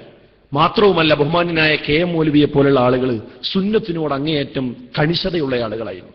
അതിന് ഏറ്റവും വലിയ തെളിവ്, ഒറ്റ തെളിവ് ഞാൻ പറയാം. അദ്ദേഹത്തിന്റെ ഫോട്ടോ നിങ്ങൾക്ക് കാണാൻ പറ്റും. നെഞ്ചിന് താഴെയാണ് അദ്ദേഹത്തിന്റെ താടിയുള്ളത്. ഉമർ മൗലവിയുടെ താടി, KP മുഹമ്മദ് മൗലവിയുടെ താടി. ഇത് ഞാൻ പറയാൻ കാരണം എന്താ അറിയോ, ആ കാലഘട്ടത്തിൽ സുന്നത്തുകളോടൊക്കെ വലിയ താല്പര്യമുള്ള ആളുകളായിരുന്നു നമ്മുടെ നേതാക്കന്മാരും അതുപോലുള്ള അനുയായികളൊക്കെ. എന്നാൽ ഇടക്കാലത്ത് അബ്ദുസ്സലാം സുല്ലമി വന്നപ്പോ താടിയിലൊന്നും അത്ര വലിയ കാര്യമില്ല, അതൊന്നും വെക്കേണ്ട വലിയ കാര്യമില്ല, താടിയിലാണോ ഇസ്ലാം എന്നൊക്കെ ചോദിക്കുന്ന സ്വഭാവം വന്നു. അപ്പൊ ആ ഇടക്കാലഘട്ടത്തിൽ ഇതിലേക്ക് വന്ന ആളുകൾ പിന്നെ താടിയില്ലാത്തവരായി, വെട്ടിച്ചുരുക്കി വടിച്ചു കളഞ്ഞു. അപ്പൊ സ്വാഭാവികമായിട്ടും ആദ്യ കാലഘട്ടത്തിൽ നിന്ന് ആദർശപരമായ ഒരു വ്യതിയാനം രണ്ടാം കാലഘട്ടത്തിലുണ്ടായി. ഈ രണ്ടും കൂടി യോജിച്ചു വന്ന് ഇത് പ്രശ്നമായി. അപ്പോഴാണ് 2009 കാലഘട്ടം, 999 കാലഘട്ടം ഇത് ചർച്ചയായി. അവസാനം 2 വിഭാഗമായി ഇരുന്ന് ചർച്ച ചെയ്തു. അങ്ങനെ മടവൂർ വിഭാഗത്തിലെ ഒരു 10 ആളുകളും കേരള നദുവത്തുൽ മുജാഹിദീന്റെ 10 പണ്ഡിതന്മാരും ഇരുന്ന് അപ്പോഴുള്ള വിഷയങ്ങൾ 33 വിഷയങ്ങൾ ചർച്ച ചെയ്തു. 33 വിഷയം ചർച്ച ചെയ്തപ്പോൾ 18 വിഷയത്തിൽ ആ വിഭാഗത്തിന് തകരാറുകൾ പറ്റിയിട്ടുണ്ട് എന്ന് കണ്ടെത്തി. അതൊന്നാമത്തെ വിഷയം എന്താ അറിയോ, ശരിക്കും മനസ്സിലാക്കണം. ഒന്നാമത്തെ കണ്ടെത്തിയ തകരാറ്, അവർ പറഞ്ഞു മൻഹജുസ് സലഫ് പുതിയ ഒരു ചിന്താധാരയാണ്, അത് ഗൾഫ് ഇറക്കുമതിയാണ്, അത് സൗദി അറേബ്യയിലുള്ള അന്ധവിശ്വാസങ്ങൾ കേരളത്തിലേക്ക് കൊണ്ടുവരാനുള്ള ഒരു കുട്ടിച്ചാക്കാണ്, അതൊരു മൂർഖം പാമ്പാണ് എന്നൊക്കെ പറയാൻ തുടങ്ങി. ഏതിനെയാണ് പറയുന്നത്? KM മൗലവിയുടെ കാലഘട്ടത്തിൽ തന്നെ നമ്മൾ പറഞ്ഞ ആ മൻഹജു സലഫ് ഉണ്ട് എന്നും അതിന്റെ പേരിൽ സലഫികൾ എന്ന പേരിൽ നമ്മൾ അറിയപ്പെടും ചെയ്യുന്നിടത്തുനിന്നാണ് പറയുന്നത് ഇതൊരു പുതിയതാണ്. അത് ചർച്ച ചെയ്തു. അവസാനം അങ്ങനെ 18 വിഷയത്തെ ഒരു വിഷയം മാത്രമേ ഞാൻ പറഞ്ഞു, ഖുർആനിന്റെ വ്യാഖ്യാനവുമായി ബന്ധപ്പെട്ട വിഷയം. അങ്ങനെ ഒരുപാട് കാര്യങ്ങൾ ആ 18 വിഷയത്തിൽ അവർക്ക് തകരാറ് സംഭവിച്ചു എന്ന് കണ്ടെത്തി. അവസാനം അവർ പറഞ്ഞു ഇതൊക്കെ ഞങ്ങൾ അറിയാതെ വന്നു പോയതാണ്, നമ്മൾ ക്ഷമിച്ചു. അങ്ങനെ ക്ഷമിച്ച് അവരാ തെറ്റൊക്കെ സമ്മതിച്ച് ഇനി ഞങ്ങൾ തിരുത്തിക്കോളാന്നും പറഞ്ഞ് മൻഹജ് സലഫി ഞങ്ങൾ അംഗീകരിക്കാം, ഖുർആൻ വ്യാഖ്യാനത്തിന്റെ രീതി ഞങ്ങൾ അംഗീകരിക്കാം ഒക്കെ പറഞ്ഞ് ഒപ്പിട്ട് നല്ല രൂപത്തിൽ പിരിഞ്ഞുപോയി. അതിനുശേഷം ഉണ്ടായത് എന്താ അറിയോ, ആ പറഞ്ഞ നേരത്തെ ഉള്ള വാദങ്ങൾ തന്നെ ഉൾപ്പെടുത്തി 180 പേജ് വരുന്ന ഒരു പുസ്തകം അവർ പേര് വെക്കാതെ പ്രസിദ്ധീകരിച്ചു. എന്നിട്ട് മർക്കസുദ്ദാവ അവരുടെ ആസ്ഥാനമായ മർക്കസുദ്ദാവയിൽ വെച്ച് അവരുടെ സംഘടനാ ചാനൽ ഉപയോഗിച്ച് നാട് മുഴുവൻ വിതരണം ചെയ്തു. അപ്പൊ എന്തായി, അവിടെ തൽക്കാലം പറഞ്ഞു, പക്ഷെ പിന്നെ ആ പണിയെന്നെ എടുത്തു. അന്വേഷണ കമ്മീഷൻ വെച്ചു. അന്വേഷണ കമ്മീഷൻ വെച്ച് അവസാനം കണ്ടെത്തി ഇത് മർക്കസുദ്ദാവയിൽ നിന്നാണ് വിതരണം ചെയ്തത്. അത് അവരെ വിളിച്ചു, അവർക്ക് കത്ത് കൊടുത്തു, അതിന് മറുപടി വാങ്ങി. അങ്ങനെ ഒരുപാട് എഴുത്തുകുത്തുകൾ നടന്ന ശേഷം അവരും ആ കുറ്റവും അവർ സമ്മതിച്ചു.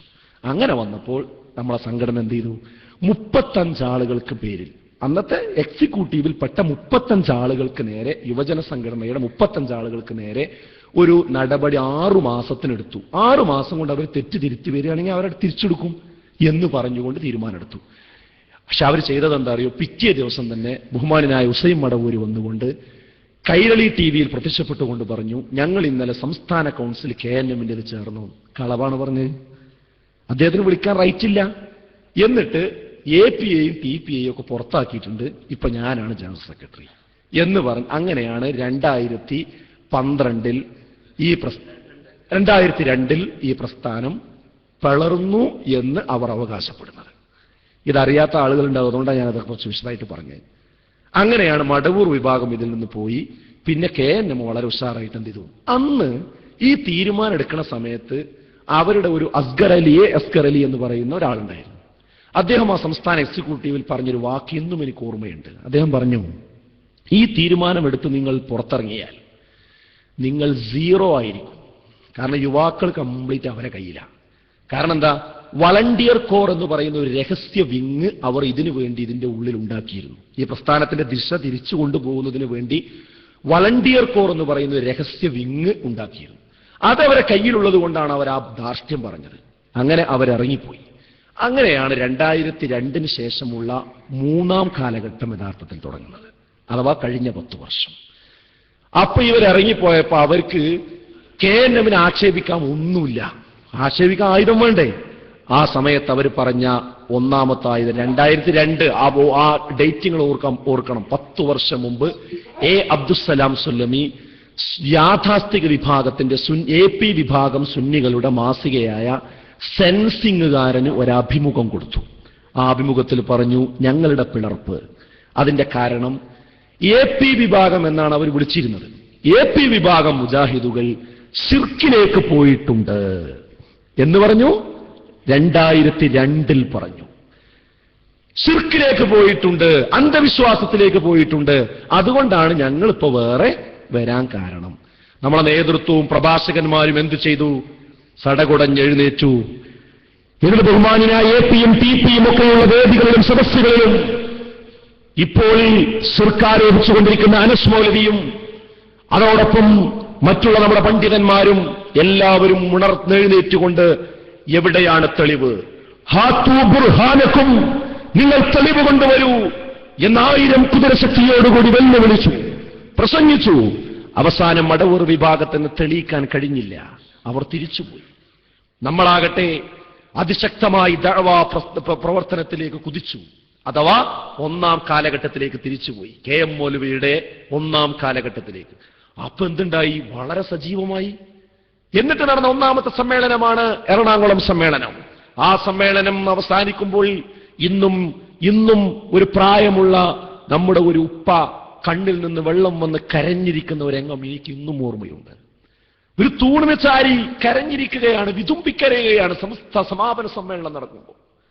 അദ്ദേഹം പറയാം, എന്റെ കാലിൽ നീരുണ്ട്, ഈ നീരുമായിട്ടാണ് ഞാൻ ഈ സമ്മേളനത്തിന് വന്നത്. എന്താ വരാൻ കാരണം എന്നറിയോ?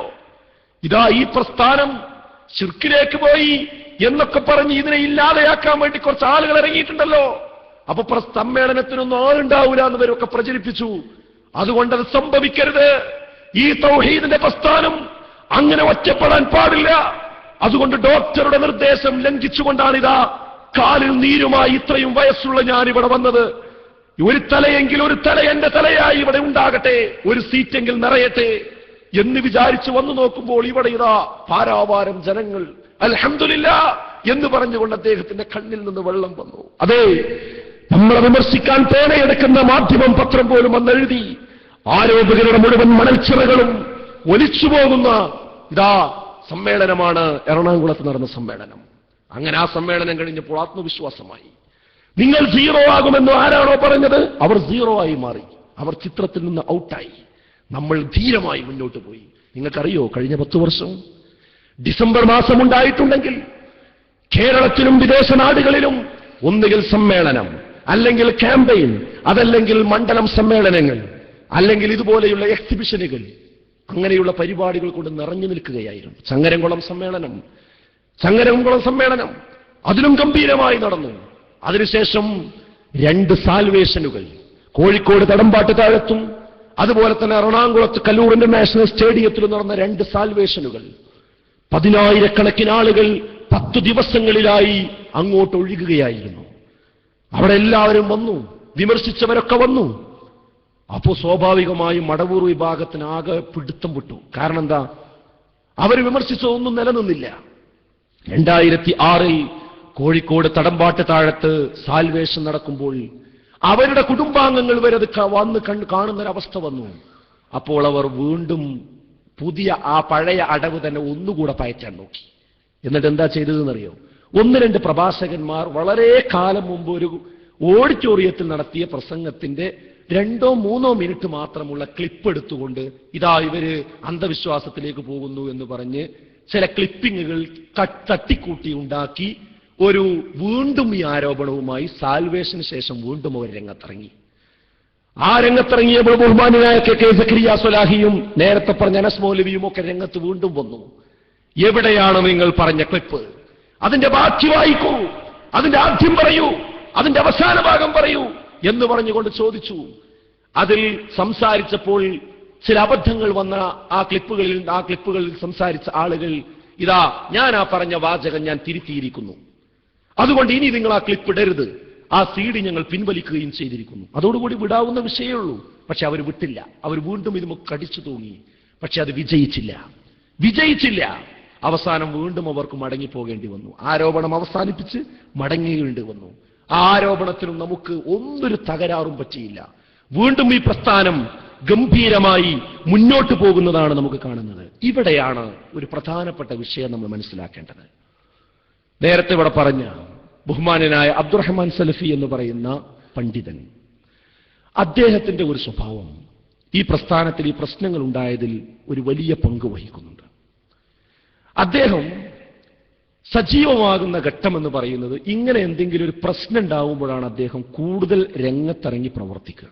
എന്നാൽ സ്മൂത്തായി സംഘടനാ പ്രവർത്തനം നടക്കുന്ന, ദഅവത്ത് പ്രവർത്തനം നടക്കുന്ന സമയത്ത് അദ്ദേഹം ഇത്തരം ഉത്തരവാദിത്തങ്ങൾ ഏറ്റെടുക്കുകയില്ലെന്ന് മാത്രമല്ല, അതിൽ തീർത്തും അയാൾ നിസ്സഹകരിക്കുന്ന രീതിയാണ് ഞങ്ങൾക്കൊക്കെ കാണാൻ സാധിച്ചിട്ടുള്ളത്. മടവൂർ വിഭാഗം പിളർന്ന സമയത്ത് അദ്ദേഹം അതിന്റെ വിശദീകരണ യോഗങ്ങളിൽ ഉണ്ടായിരുന്നു. എന്നാൽ അവരിറങ്ങിപ്പോയി. എറണാകുളം സമ്മേളനം കഴിഞ്ഞതോടുകൂടി പിന്നീട് ഇദ്ദേഹത്തെ സജീവമായി നമ്മുടെ 2 സാൽവേഷനുകളിൽ കാണുന്നില്ല. അതുപോലെ തന്നെ സമ്മേളനത്തിന്റെ പ്രവർത്തനങ്ങളിൽ കാണുന്നില്ല. അത് ഞാൻ തെളിവ് പറയുന്നത്, നിങ്ങൾ ആർക്കെങ്കിലും സംശയം ഉണ്ടെങ്കിൽ ചോദിക്കേണ്ട ഒരു ചോദ്യം. അന്ന് അദ്ദേഹം KNMന്റെ സംസ്ഥാന സെക്രട്ടറിമാരിൽ ഒരാളാണ്. ജോയിന്റ് സെക്രട്ടറിയാണ്, ജനറൽ സെക്രട്ടറി AP ആണ്. അദ്ദേഹത്തിന് കൊടുത്ത വകുപ്പ് ദഅവാ വകുപ്പാണ്. ആ ദഅവാ വകുപ്പ് ഏറ്റെടുക്കണമെന്ന് പറഞ്ഞ് ബഹുമാനായ AP അദ്ദേഹത്തോട് ആവശ്യപ്പെട്ടിട്ട് അദ്ദേഹം അത് ഏറ്റെടുത്തില്ല. നിങ്ങൾ ചോദിക്കണം, അങ്ങനെ ഏറ്റെടുക്കാത്തൊരു കാലഘട്ടം അദ്ദേഹത്തിന് ഉണ്ടായിക്കണോ? നിങ്ങൾ അദ്ദേഹത്തിനോട് തന്നെ ചോദിക്കും. AP ഉണ്ടല്ലോ, APനോട് ചോദിക്കും. വലിയൊരു കാലഘട്ടം അദ്ദേഹം സെക്രട്ടേറിയറ്റിന്, KNM സെക്രട്ടേറിയറ്റിന് പങ്കെടുക്കാറില്ല. KNM എക്സിക്യൂട്ടീവിന് അദ്ദേഹം വരാറില്ല. നേതൃത്വത്തോട് തന്നെ ഒരു വിമുഖമായ സ്വഭാവത്തോടു കൂടി നടക്കുന്ന ഒരവസ്ഥയായിരുന്നു യഥാർത്ഥത്തിൽ അദ്ദേഹത്തിനുണ്ടായിരുന്നത്. മാത്രവുമല്ല, അദ്ദേഹത്തിന് ചില വ്യക്തികളോട് ചില കാരണങ്ങളാൽ വിദ്വേഷങ്ങൾ ഉണ്ടാകാറുണ്ട്. ആ വിദ്വേഷം എങ്ങനെയെങ്കിലും അത്തരം ആളുകൾക്ക് നേരെ പ്രയോഗിക്കാൻ അവസരം പാർത്തിരിക്കുക എന്നതും അദ്ദേഹത്തിന്റെ ഒരു രീതിയാണ്. അതിനുവേണ്ടി 2007 തന്നെ, അതായത് 2006 സാൽവേഷൻ കഴിയുന്നത്, 2007 ഒരിക്കൽ ഒരു ദിവസം ഇപ്പോഴത്തെ MSMന്റെ ബഹുമാനനായ താജുദ്ദീൻ സ്വലാഹി എന്നെ വിളിച്ചു. അദ്ദേഹം വന്ന് ജാമിയ നദ്വിയയിൽ അധ്യാപകനാണ്. ഇദ്ദേഹത്തിന്റെ കീഴിലുള്ളത്. അബ്ദുറഹ്മാൻ സലഫിയുമായി ഏറ്റവും അടുത്തിടപഴകുന്നയാളാണ്. എന്നിട്ട് താജുദ്ദീൻ സ്വലാഹി എന്നെ വിളിച്ചിട്ട് പറഞ്ഞു, അബ്ദുറഹ്മാൻ സലഫിക്ക് നിങ്ങളെ സെക്രട്ടേറിയറ്റുമായിട്ടൊന്ന് ഇരിക്കണം, കുറെ കാര്യങ്ങൾ സംസാരിക്കാനുണ്ട് എന്ന് പറയുന്നു. ഒരു അവസരം കൊടുക്കുമോ? എന്താ വിഷയം എന്നൊന്നും അറിയില്ല, എന്നോട് ആവശ്യപ്പെട്ടിട്ടുണ്ട്. അപ്പൊ ഞാൻ പറഞ്ഞു, എന്താ ഇതിനുള്ള പ്രശ്നം? ഇങ്ങനെ ഒരു ദൂതൻ മുഖേനൊക്കെ ബന്ധപ്പെടാൻ മാത്രം ഇവിടെ എന്ത് വിഷയമുള്ളത്? അല്ല, അദ്ദേഹത്തിനൊന്ന് സംസാരിക്കണം. ശരി. അങ്ങനെ കൊണ്ടോട്ടി പള്ളിയിൽ 2007 ഞങ്ങൾ വൈകുന്നേരത്ത് ഇരുന്ന് ഏകദേശം അവിടുന്ന് പിരിഞ്ഞു പോകുമ്പോൾ നേരം വെളുക്കുമ്പോൾ 4 മണിയാണ്. സുബൈ നമസ്കരിച്ചിട്ടാണ് നമ്മൾ പോകുന്നത്. അത്ര സമയം ഞങ്ങൾ ഇരുന്നു. അന്നാണ് അദ്ദേഹം ഇങ്ങനെ ഓരോ ഊഹങ്ങൾ ഇങ്ങനെ പറയാം.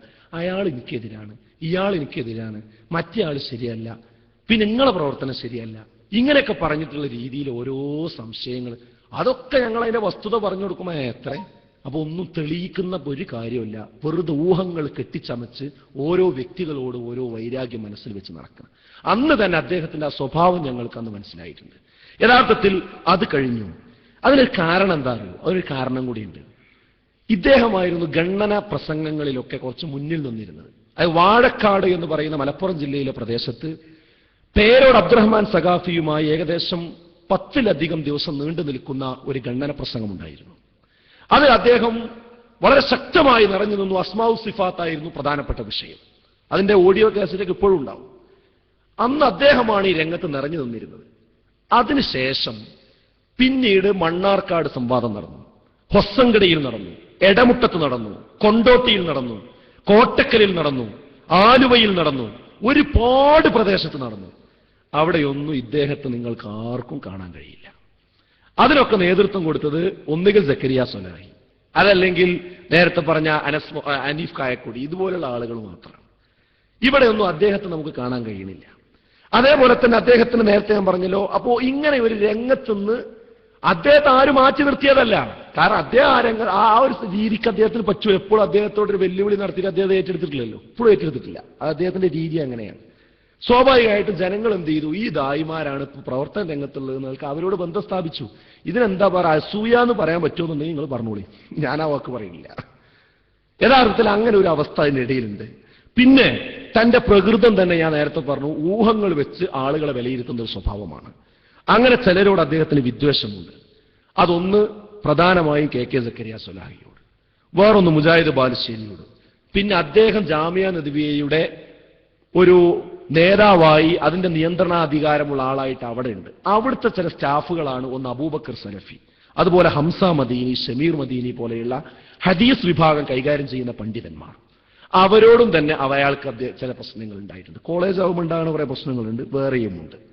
അപ്പൊ ഇവരെയൊക്കെ ഒന്ന് സംഘടനാപരമായ സ്ട്രീമിൽ നിന്നൊന്ന് മാറ്റി നിർത്തണമെന്ന ഒരു ചിന്ത അദ്ദേഹത്തിന് വന്നിട്ടുണ്ട്. ഞാൻ അതിന്റെ വിശദമായ കാരണങ്ങളിലേക്ക് പോകാൻ നമുക്ക് സമയമില്ല, ആ കാര്യം മനസ്സിലാക്കുക.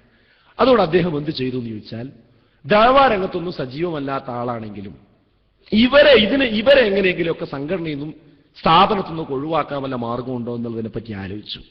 അങ്ങനെ അദ്ദേഹം നമ്മുടെ നേതൃത്വവുമായി എപിയും ടിപിയുമായിട്ടൊക്കെ ഇടക്ക് അകലും ഇടക്കടുക്കും. അതങ്ങനെയാണ് അവരുടെ ജീവിതത്തിന്റെ രീതി. അതെല്ലാവർക്കും അറിയാം, അടുത്തറിയുന്ന ആളുകൾക്കൊക്കെ അറിയാം. എന്നാൽ അടുക്കുന്ന ഒരു പോയിന്റ് ഏതാണെന്ന് ചോദിച്ചാൽ, ഈ ജിന്ന് സിഹർ വിഷയങ്ങളിലൊക്കെ നമുക്കറിയാം, ഈ നമ്മുടെ KNMന്റെ ചില നേതാക്കന്മാർക്ക് KM മൗലവിയൊക്കെ വിശ്വസിച്ച ആ വിശ്വാസം, ഉമർ മൗലവിയും ഉസ്മാൻ ഡോക്ടറും ഒക്കെ പറഞ്ഞ വിശ്വാസം അതേപോലെ വിശ്വസിക്കാൻ പ്രയാസമുള്ള ആളുകളാണ് ചില ആളുകൾ.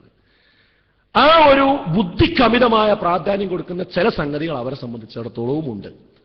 ആ വിഷയത്തെ ഇദ്ദേഹം യോജിപ്പിച്ചെടുക്കുകയും അവരുടെ അങ്ങനെയുള്ള ഒരു മനസ്സിനെ ഇദ്ദേഹം യോജിപ്പിച്ച് കൂട്ടിപ്പിടിക്കുകയും അങ്ങനെ അവരെ കൂടി ഇതിന് വശീകരിച്ചുകൊണ്ട് 2009 ഒരു പുറത്താക്കാനുള്ള ശ്രമം നടത്തി. 2009 ആരെ? സക്കരിയ സ്വലാഹിയെയും മുജാഹിദ് ബാലുശ്ശേരിയെയും. അങ്ങനെ അവർ പുറത്താക്കി. എങ്ങനെ? ഒരു അന്വേഷണ കമ്മീഷൻ റിപ്പോർട്ട് ഒന്നുമില്ല, സെക്രട്ടേറിയറ്റ് കൂടിങ്ങാണ്ട് ഇവരെ രണ്ടാളെയും പുറത്താക്കിയും തീരുമാനിച്ചു. എന്നിട്ട് ജില്ലാ സെക്രട്ടറിമാർക്ക് ഫോൺ ചെയ്ത് പറഞ്ഞു, ഇനി ഇവരെ രണ്ടാളെയും പ്രസംഗത്തിന് വിളിക്കാൻ പാടില്ല, അവരെ മാറ്റി നിർത്തിയിട്ടുണ്ട്. ഈ വിവരം നാട് മുഴുവൻ അറിഞ്ഞു. പിറ്റേ ദിവസം വന്ന 2009 ഒക്ടോബർ 7 ഇറങ്ങിയ തേജസ് പത്രത്തിൽ ഈ വാർത്ത വന്നു, ഇങ്ങനെ പുറത്താക്കിയിട്ടുണ്ട്.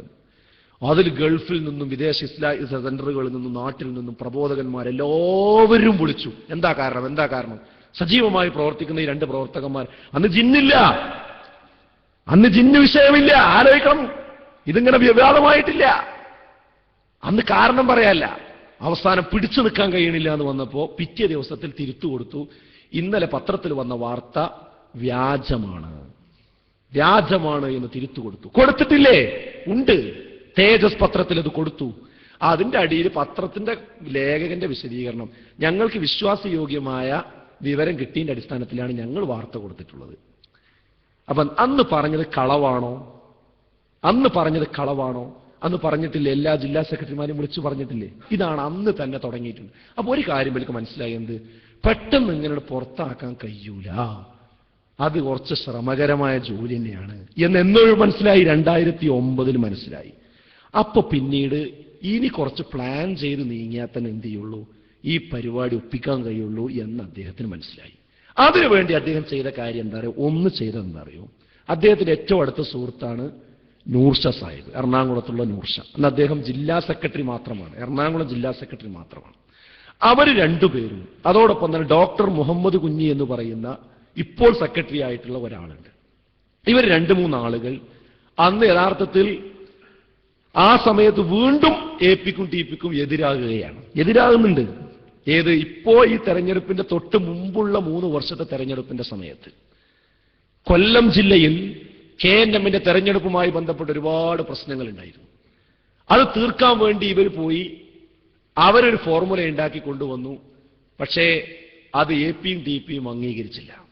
അതിന്റെ പേരിൽ KNM എക്സിക്യൂട്ടീവിൽ ഭയങ്കരമായ ബഹളവും, നൂർഷ സാഹിബ് വിരൽ ചൂണ്ടി എപിയുടെ മുൻപിൽ വിരൽ ചൂണ്ടിക്കൊണ്ട് അദ്ദേഹത്തോട് ഒരിക്കലും പ്രായമുള്ള അങ്ങനെയുള്ള നേതാവിനോട് പറയാൻ പാടില്ലാത്ത പല വർത്തമാനങ്ങളും വിരൽ ചൂണ്ടിക്കൊണ്ട് പറഞ്ഞതിന് തൊട്ടു പിന്നിൽ, അദ്ദേഹത്തിന്റെ കസേരയുടെ തൊട്ടു പിന്നിൽ ഞങ്ങളും ഇരുന്നിരുന്നു. ആ രംഗത്തിന് ഞങ്ങൾ സാക്ഷിയാണ്. ഇപ്പൊ നേതൃത്വ സ്നേഹവും ഇഷ്ടവും പറയുന്നതൊന്നും കണക്കല്ല. അങ്ങനെ വരെ പറഞ്ഞ് പ്രശ്നങ്ങൾ ഉണ്ടാക്കിയിരുന്നു. അതിനുശേഷം മാത്രവുമല്ല, എപിയെയും ടിപിയെയും ആ തെരഞ്ഞെടുപ്പിൽ വരുന്നത് അവർക്ക് ഇഷ്ടമുണ്ടായിരുന്നില്ല. സലഫിക്കും ഇഷ്ടമുണ്ടായിരുന്നില്ല, നൂർഷക്കും ഇഷ്ടമുണ്ടായിരുന്നില്ല. അതിന് തെളിവെന്താ അറിയോ, നൂർഷ സാഹിബ് എന്നോട് തന്നെ പറഞ്ഞൊരു കാര്യമുണ്ട്. ആ സമയത്ത് ഇലക്ഷന്റെ കാര്യങ്ങൾ പാനൽ തയ്യാറാക്കുന്നതിന് വേണ്ടി, അതിനെപ്പറ്റി ആലോചിക്കാൻ വേണ്ടി അന്ന് ജീവിച്ചിരിപ്പുള്ള PK അലി അബ്ദുൾ റസാഖ് മൗലവിയുമായി അവർ സംസാരിച്ചു. അപ്പൊ അദ്ദേഹം പറഞ്ഞതാണ്, അലി അബ്ദുൾ റസാഖ് മദനി പറഞ്ഞു അത്രേ, എപിനെയും ടിപിനെയും പണിക്ക് പറ്റൂല എന്ന് നൂർഷയോട് പറഞ്ഞു. അലച്ചോ കണികൾ, അത് എന്നോട് പറയേണ്ട കാര്യം എന്താ? ആ സമയത്ത് ഇത്ര വർഷങ്ങൾക്ക് മുമ്പാണ്. അപ്പൊ അങ്ങനെയുള്ള ഒരു സംഭവം അവർ ചെയ്തിരുന്നു. ആ ഒരു കാലഘട്ടത്തിൽ യഥാർത്ഥത്തിൽ അവർ ഉദ്ദേശിച്ചത് എന്താ വെച്ചാൽ, ഇവരെ രണ്ടാളെയും എല്ലാം മാറ്റി നിർത്തിയിട്ട് മുന്നോട്ട് പോവുക, എന്നിട്ട് ഇത്ര ആൾക്കാരെയൊക്കെ ഒന്ന് ഒഴിവാക്കി ഉള്ള രൂപത്തിൽ പോകാൻ ശ്രമിച്ചു നോക്കിയതാണ്. പക്ഷെ അതും നടക്കുന്നില്ല. ആ സമയത്താണ് മടവൂർ വിഭാഗം ഇവിടെ പ്രചരണങ്ങൾ നടത്തുന്നുണ്ടെന്ന് ഞാൻ നേരത്തെ പറഞ്ഞല്ലോ, ശിർക്കാരോപണങ്ങളൊക്കെ. അതിന് നമ്മൾ മറുപടിയും പറഞ്ഞു നിൽക്കുന്ന സമയമാണ്. പക്ഷേ ഈ മറുപടികളൊന്നും TP അബ്ദുള്ള കോയ മദനിക്ക് അന്നേ രുചിച്ചിട്ടില്ല. 2007 ഈ വിഷയം കൂടുതൽ സജീവമാകുന്നത്. സക്കരിയ സ്വലാഹിയും അനസ് മൗലവിയും ഒക്കെ പറയുന്ന മറുപടികൾ TP അബ്ദുള്ള കോയ മദനിക്ക് അന്നേ രുചിച്ചിട്ടില്ല. അതുകൊണ്ട് അദ്ദേഹം മടവൂർ വിഭാഗവുമായി ലയിക്കുവാനുള്ള പരിപാടി ആസൂത്രണം ചെയ്തു. അതിന് അവരിങ്ങോട്ട് വന്നു എന്നാണ് പറയുന്നത്. അങ്ങോട്ട് പോയതാണെങ്കിലും ഇങ്ങോട്ട് വന്നതാണെങ്കിലും എങ്ങനെയെങ്കിലും ലയിക്കാണ് എന്ന് പരിഹാരം എന്നാണ് TP അബ്ദുള്ള കോയ മദനി അതിന് പരിഹാരമായി കണ്ടത്. അതിനുവേണ്ടിയുള്ള ശ്രമങ്ങൾ ഒരു ഭാഗത്ത് അവർ തുടങ്ങി. അപ്പൊ എപിയെ സംബന്ധിച്ചിടത്തോളം അദ്ദേഹത്തിന്റെ കാലത്ത് നടന്നൊരു പിളർപ്പ് അദ്ദേഹത്തിന്റെ കാലത്ത് ഇല്ലാതാകണമെങ്കിൽ കുഴപ്പമില്ല എന്നുള്ളൊരു തോന്നലുണ്ട്. ആരോടാ ലയിക്കുന്നത്? ഞാൻ നേരത്തെ പറഞ്ഞ മൻഹജ് ഇല്ല എന്ന് പറഞ്ഞ, അതുപോലെ തന്നെ പിന്നെ ഹദീസുകളിലെ 25ഓളം വിഷയങ്ങളെ ഒന്നുകിൽ നിഷേധിക്കുകയോ അല്ലെങ്കിൽ ആലങ്കാരികമാണെന്നോ പറഞ്ഞ് മാറ്റി നിർത്തിയ അത്തരം ആളുകളുമായിട്ടാണ് എന്ത് ചെയ്യുന്നത്, ഇവർ ലയിക്കാൻ വേണ്ടിയുള്ള പരിശ്രമം നടത്തുന്നത്. അതിനുവേണ്ടി എന്തു വേണം? സലഫിയെയും നൂർഷിയെയും അവർക്ക് അതിനനുഗുണമായി കിട്ടണം. അതിനുവേണ്ടി അവർ ചെയ്ത കാര്യം എന്താണെന്ന് വെച്ചാൽ, എപി തന്നെ നൂർഷയെ ഫോൺ ചെയ്ത് കോഴിക്കോട്ടേക്ക് വരാൻ വേണ്ടി പറഞ്ഞു. അങ്ങനെ അവർ വന്നു.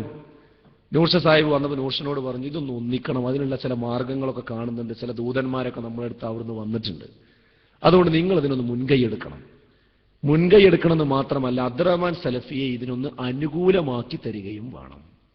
ആരെ? അബ്ദുറഹ്മാൻ സലഫിയെ ഈ ലയനത്തിന് അനുകൂലമാക്കി കൊടുക്കണം എന്ന് പറയുന്നത് ആരാ? എപി ആണ് പറയുന്നത്. ആരോട്? നൂർഷയോട് പറയുന്നത്. യഥാർത്ഥ ആ സന്ദർഭത്തിൽ നൂർഷയും അതുപോലെ തന്നെ സലഫിയെ സംബന്ധിച്ചിടത്തോളം അവര് എപി പറഞ്ഞതുകൊണ്ട് മാത്രം അത് അംഗീകരിക്കുകയാണ്. എപി പറഞ്ഞതല്ല ഇപ്പൊ ഏതായാലും എന്ന നിലക്ക് അദ്ദേഹം ആ ദൗത്യം ഏറ്റെടുക്കുകയും അദ്ദേഹം അങ്ങനെ സലഫിയുമായി സംസാരിക്കുകയും സലഫി അതിന് അനുകൂലമാക്കുകയും ചെയ്തു. അവസാനം ആ ചർച്ച മുന്നോട്ട് പോയി. അതിൽ കുഞ്ഞാലിക്കുട്ടി സാഹിബും ET മുഹമ്മദ് ബഷീർ സാഹിബും ഒക്കെ ഇടപെട്ട് ഇത് നടക്കുന്ന കാലഘട്ടം 2010. അങ്ങനെ അവസാനം 7 അംഗങ്ങളെ അതിന് ചുമതലപ്പെടുത്തി. ഒന്ന് AP അബ്ദുൽ ഖാദർ മൗലവി, TP അബ്ദുള്ള കോയ മദനി, നൂർ മുഹമ്മദ് നൂർ ഷാ, അബ്ദുറഹ്മാൻ സലഫി, കുഞ്ഞു മുഹമ്മദ് മദനി പറപ്പൂര്, അതുപോലെ പാലത്ത് അബ്ദുറഹ്മാൻ മദനി, എം മുഹമ്മദ് മദനി, ഇങ്ങനെ 7 ആളുകളെ ചുമതലപ്പെടുത്തി. അവർ അതുമായി മുന്നോട്ട് പോവുകയാണ്. ഈ വിവരങ്ങളൊന്നും ഞങ്ങളെ സംബന്ധിച്ചിടത്തോളം അറിയില്ല എന്ന് പറഞ്ഞാൽ ഔദ്യോഗികമായ രീതിയിൽ ഇതെന്താ നടക്കണമെന്നുള്ളതൊന്നും അറിയില്ല. അങ്ങനെ ഇത് തീരുമാനമാക്കാൻ വേണ്ടി ഒരു KNM എക്സിക്യൂട്ടീവ് നടന്നുകൊണ്ടിരിക്കുകയാണ്. KNM എക്സിക്യൂട്ടീവ് നടക്കുമ്പോൾ അതിലേക്ക് ISMന്റെ പ്രതിനിധി എന്ന നിലക്ക് ഞങ്ങളെയും ക്ഷണിച്ചിരുന്നു. അങ്ങനെ ഞാനും ചെന്നു. ഒരു അരമണിക്കൂർ വൈകിയാണ് ഞാൻ അവിടെ എത്തിയത്. അരമണിക്കൂർ വൈകി അവിടെ എത്തിയപ്പോൾ അവിടെ ചെന്ന് നോക്കുമ്പോൾ കാണുന്ന ചർച്ച സംഘടന രണ്ടും ലയിച്ചതുപോലെയുള്ള ചർച്ചയാണ് നടക്കുന്നത്. ലയിച്ചു എന്ന് തോന്നും ആ ചർച്ച കണ്ടാൽ. അതായത് മർക്കസ് ദർവ അങ്ങോട്ട് കിട്ടും, പള്ളി അങ്ങോട്ട് കൊടുക്കും എന്നൊക്കെ പറഞ്ഞിട്ടുള്ള രീതിയിലുള്ള ചർച്ചകൾ. അപ്പൊ ഈ ചർച്ച കേട്ടപ്പോൾ ഞാൻ പറഞ്ഞു, ഈ മടവൂർ വിഭാഗം നമ്മളിൽ നിന്ന് പിരിഞ്ഞു പോയ ശേഷം അവർ ബഹുദൂരം ഈ പ്രമാണത്തിൽ നിന്ന് അകന്നു പോയിട്ടുണ്ട്. ഖുർആനിനെതിരായ ഹദീസ് ഉണ്ടെന്ന് വിശ്വസിക്കുന്നവരാണ് അവർ. സ്വഹീഹായ ഹദീസ് ഉണ്ടെന്ന് വിശ്വസിക്കുന്നവരാണ്. പിന്നെ മാത്രവുമല്ല, ആ സമയത്ത് അവരുടെ സംസ്ഥാന KJUവിന്റെ വൈസ് പ്രസിഡന്റായിരുന്ന MI മുഹമ്മദ് അലി സുല്ലമി എന്ന് പറയുന്ന വ്യക്തി ചെയ്ത ചില പ്രവർത്തനങ്ങളും ഞാൻ വിശദീകരിച്ചു. അപ്പൊ ഇവരുമായിട്ടാണോ നമ്മൾ ഒരു രാഷ്ട്രീയ രൂപത്തിൽ ലയിക്കുന്നത് എന്ന് ചോദിച്ച് സംസാരിച്ചപ്പോൾ നൂർഷ സാഹിബ് എഴുന്നേറ്റ് എന്നിട്ട് പറഞ്ഞു, അഷ്റഫ് പറഞ്ഞത് വളരെ ശരിയാണ്, അങ്ങനെയുള്ള ആൾക്കാരായിട്ട് യോജിക്കാൻ പറ്റൂല. പക്ഷേ ആ പുറത്താക്കിയ 35 ആളുകളെ നമ്മൾ ഒരു വർഷത്തിന് എന്ത് ചെയ്യൂല, അതിലേക്ക് എടുക്കൂല എന്ന് നമ്മൾ കരാറിൽ പറഞ്ഞിട്ടുണ്ട്. അതുകൊണ്ട് പ്രശ്നമല്ല, അതുകൊണ്ട് യോജിക്കാം. അപ്പൊ ബഹുമാനായ TP അബ്ദുള്ള കോയ മദനി അവിടെ നിന്ന് എഴുന്നേറ്റ് പറഞ്ഞു, അങ്ങനെ ഒരു കരാറ് നമ്മൾ അവരോട് പറഞ്ഞിട്ടില്ല. അപ്പൊ നൂർഷി ഇവരും തമ്മിൽ എന്തായി, അങ്ങോട്ടും ഇങ്ങോട്ടും ഭയങ്കര വർത്തമാനായി. അവസാനം ഈ 7 അംഗ സമിതി തീരുമാനിക്കട്ടെ എന്നും നിശ്ചയിച്ച് യോഗം പിരിഞ്ഞു. യോഗം പിരിഞ്ഞു കഴിഞ്ഞപ്പോൾ നൂർഷ സാഹിബ് TPയുടെ അടുക്കൽ ചെന്നിട്ട് അല്പം കയർത്ത് സംസാരിച്ചു. നമ്മൾ അങ്ങനെ കരാറിൽ പറഞ്ഞിട്ടുണ്ടിരുന്നപ്പോ അപ്പൊ TP പറഞ്ഞത് നിങ്ങൾ പുതുതായി പറയണം, അങ്ങനെ ഒരു വാദം പറഞ്ഞു, എങ്ങനെ പിന്നെ നടക്കുക, എങ്ങനെ യോജിപ്പ് നടക്കുക എന്ന് പറഞ്ഞ് അവർ രണ്ടുപേരും അങ്ങോട്ടും ഇങ്ങോട്ടും തർക്കിച്ചു. ആ തർക്കത്തിന് സാക്ഷിയായി ഞാൻ തൊട്ടു പിന്നിലുണ്ട്. അപ്പോൾ നൂർഷ സാഹിബ് അവസാനം പറഞ്ഞു, അദ്ദേഹത്തിന് തിരിഞ്ഞു വന്നിട്ട് എന്നാ ഇനി ഇതൊന്ന് കാണിച്ചു കൊടുക്കാം. അങ്ങനെയാണ് 7 അംഗ സമിതിയിൽ പിന്നെ നൂർഷ സാഹിബ് തെറ്റുന്നത്. അവർ തെറ്റി. അങ്ങനെ സലഫിയെ വീണ്ടും ഇങ്ങോട്ടാക്കി. അങ്ങനെ അവർ രണ്ടുപേരും പിന്നെ AP-ക്കും TP-ക്കും എതിരിൽ പ്രവർത്തിക്കാൻ തുടങ്ങി. AP-യും TP-യും പുറത്തിറങ്ങി എക്സിക്യൂട്ടീവ് അംഗങ്ങളെ കാണാൻ വേണ്ടി വേറെ വണ്ടിയിൽ യാത്ര തുടങ്ങി. എന്തിന്? തൊട്ടടുത്ത ദിവസം 2010 പുളിക്കൽ ജാമിയ സലഫിയയിൽ സംയുക്ത എക്സിക്യൂട്ടീവ് വിളിച്ചിരിക്കുകയാണ്. എന്തിന്? ഇത് തീരുമാനാക്കാൻ വേണ്ടിയിട്ട്. ആ സംയുക്ത എക്സിക്യൂട്ടീവിന്റെ മുമ്പിൽ 7 അംഗ സമിതിയുടെ റിപ്പോർട്ട് വെക്കണം. പക്ഷേ 7 അംഗ സമിതി ഭിന്നിച്ചു. ഇനി അതിന്റെ റിപ്പോർട്ട് എന്ത് ചെയ്യൂല, ഒരുമിച്ച് വെക്കാൻ കഴിയില്ല. അപ്പൊ ആ എക്സിക്യൂട്ടീവിന് വരുന്ന ആളുകളുടെ വീട്ടിൽ പോയി ലയനത്തിന് അനുകൂലമായി നിൽക്കണമെന്ന് പറഞ്ഞുകൊണ്ട് ക്യാൻവാസ് നടത്താൻ വേണ്ടി 2 കൂട്ടരും 2 വഴിക്കും. സ്വാഭാവികമായിട്ട് ഞങ്ങൾ ISMന്റെ MSMന്റെ ഒക്കെ അഭിപ്രായം ഇത് നേരത്തെ രാഷ്ട്രീയ കക്ഷികൾ യോജിക്കുന്നത് പോലെ സ്ഥാനം എങ്ങനെ യോജിപ്പിന്റെ മാതൃക എന്നറിയോ? 9 ആളുകൾ അവരിൽ നിന്ന് എടുക്കുക. ISMന്റെ പ്രസിഡന്റ് അവരാണെങ്കിൽ സെക്രട്ടറി പേര്, MSMന്റെ സെക്രട്ടറി അവരാണെങ്കിൽ പ്രസിഡന്റ് പേര്, ഇങ്ങനെ അങ്ങോട്ടും ഇങ്ങോട്ടും സ്ഥാനം പങ്കുവെച്ചുകൊണ്ട് യോജിക്കുക. അങ്ങനെ ഉണ്ടോ ഒരു മതപരമായ സംഘടനകൾ യോജിക്കൽ? 2 ആദർശങ്ങൾ തമ്മിൽ? ഈ നയം നമ്മൾ നേരത്തെ വ്യക്തമാക്കിയത് കൊണ്ട് നൂർഷ സാഹിബ് ആ സമയത്ത് യഥേഷ്ടം ഞങ്ങളുമായി ബന്ധപ്പെട്ടിരുന്നു. AP-യും TP-യും അനങ്ങുന്ന ഓരോ അനക്കവും, അവരാരെടുത്ത് പോകുന്നു, ആരെ കാണുന്നു, അതിനെതിരായി ഇവർ ഫോൺ ചെയ്യുകയും പ്രവർത്തിക്കുകയും ഒക്കെ ചെയ്തിട്ടുണ്ട്. ആ വിവരങ്ങൾ ഞങ്ങൾ അറിയുകയും ചെയ്തിട്ടുണ്ട്. അപ്പൊ എന്താ വിഷയം? 2 രൂപത്തിൽ. അങ്ങനെ ജാമിയ സലഫിയിൽ അങ്ങനെ ഞാൻ അന്ന് സമയത്ത് എൻ്റെ ഒരു കയ്യിന്റെ ചികിത്സക്ക് വേണ്ടി കോട്ടക്കൽ ഒരു ചികിത്സയിലാണ്. ഈ യോഗം നടക്കുന്നതിന്റെ തലേ ദിവസം ബഹുമാനായ AP-യും TP-യും പാലത്ത് അബ്ദുറഹ്മാൻ മദനിയും എൻ്റെ ഹോസ്പിറ്റലിൽ അവിടെ വന്നു. വന്നിട്ട് എന്നോട് പറഞ്ഞു, നാളെ മീറ്റിംഗ് ഉണ്ട്, ആ മീറ്റിങ്ങിൽ ഇങ്ങനെ ചർച്ച ഉണ്ടാവും, അപ്പോൾ അത് അങ്ങനെ അങ്ങോട്ട് ചെയ്യാണ് നല്ലതെന്നാണ് ഞങ്ങളുടെ അഭിപ്രായം. അപ്പം എന്താ, നാളെ ആ യോഗത്തിൽ ആ രൂപത്തിൽ ഞാനും എന്ത് ചെയ്യണം, അഭിപ്രായം പറയണം. ഞാൻ പറഞ്ഞു, ഞാൻ എക്സിക്യൂട്ടീവിൽ പറഞ്ഞത് തന്നെ ആവർത്തിച്ചു. നമ്മളിപ്പോൾ ഈ കഴിഞ്ഞ 10 വർഷം കൊണ്ട് നമ്മൾ സജീവമായി രംഗത്തുണ്ട്. നമുക്കൊരു തകരാറും വന്നിട്ടില്ല, നമുക്ക് ആളുകൾ കുറവില്ല. അവരാണെങ്കിൽ ബഹുദൂരം ഇതിന്റെ ആദർശത്തിൽ നിന്ന് പുറകോട്ട് പോയിട്ടുണ്ട്. ഇനി അവർക്ക് വരാം, ആർക്കാണോ ഈ ആദർശം അനുസരിച്ച് വരേണ്ട അവർ വന്നോട്ടെ, അവർക്ക് ഇതിലേക്ക് കൂടാമല്ലോ, ഒരു പ്രശ്നമില്ലല്ലോ. അതല്ലാതെ രാഷ്ട്രീയ പാർട്ടികൾ ലയിക്കുന്നത് പോലുള്ള ലയനം ശരിയല്ലല്ലോ എന്ന് ഞാൻ വീണ്ടും പറഞ്ഞു. നമ്മളാണ് അഹ്ലുൽ സുന്നത്തിന്റെ കക്ഷി, നമ്മളാണ് യഥാർത്ഥത്തിലുള്ള കക്ഷി. പിന്നെന്താ നമുക്ക് പ്രശ്നം? ഇതിലേക്ക് ആർക്കും വരാലോ എന്ന് പറഞ്ഞപ്പോൾ അന്ന് ബഹുമാനനായ TP പെട്ടെന്ന് പ്രതികരിച്ച ഒരു പ്രതികരണം, അതിനെന്താ തെളിവ് എന്നാണ്. നമ്മളാണ് സത്യത്തിന്റെ കക്ഷി എന്നുള്ളതിന് എന്താ തെളിവ്? അപ്പൊ ഞാൻ പറഞ്ഞു, എനിക്കുറപ്പുണ്ട്, അതുകൊണ്ടല്ലേ ഇതിനെ നൂണും ഉറക്കും ഒഴിച്ച് നമ്മൾ ഇതിനു വേണ്ടി ചെലവഴിക്കുന്നത്, നമ്മുടെ സമയം ചെലവഴിക്കുന്നത് എന്ന് അല്പം ശബ്ദത്തോടുകൂടി തന്നെ ഞാൻ ചോദിച്ചു. അപ്പൊ അദ്ദേഹത്തിന് ആ പറഞ്ഞത് അബദ്ധമായി എന്ന് അദ്ദേഹത്തിന് തോന്നി. അദ്ദേഹം അത് തിരുത്തി പറഞ്ഞു. അതല്ല, അങ്ങനെയല്ല ഞാൻ ഉദ്ദേശിച്ചതെന്ന് പറഞ്ഞു. അങ്ങനെയല്ല ഉദ്ദേശിച്ചതെന്ന് പറഞ്ഞാൽ തിരുത്തി പറഞ്ഞു. എന്നിട്ട് പറഞ്ഞുതാ, നീ പറയുന്നത് പോലെയല്ല, അവർ കരാർ തന്നിട്ടുണ്ട് നമുക്ക്, ഇതാ കരാർ പത്രം. എന്നൊരു കരാർ പത്രം എന്റെ കയ്യിൽ തന്നു. മടവൂർ വിഭാഗം എഴുതി കൊടുത്ത കരാർ പത്രം, ആ പത്രവുമായിട്ടാണ് വന്നിട്ടുള്ളത്. ആ കരാറിൽ കൃത്യമായി പറയുന്നുണ്ട്, ഇതാ അവരുടെ സ്ഥാപനങ്ങൾ മുഴുവനും KNM-നെ ഏൽപ്പിക്കാമെന്ന് പറയുന്നുണ്ട്. പിന്നെന്താ പ്രശ്നം? ഞാനത് വാങ്ങി വായിച്ചു നോക്കുമ്പോൾ അതിൽ ഒന്നാമത്തെ വരി തന്നെ അപകടം നിറഞ്ഞ വരിയാണ്. എന്താ എഴുതിയിരിക്കുന്നത്? അതിൽ ഈ ആശയം വരുന്ന ഒരു വരിയാണ്, KNM ഇത് ലയിച്ച് ഒന്നായി മാറുമ്പോൾ അതിന്റെ കീഴിൽ എന്ത് ചെയ്യും? മർക്കസ് ദേവയും ഈ 10 വർഷം അവരുണ്ടാക്കിയ സ്ഥാപനങ്ങളൊക്കെ വരുന്ന.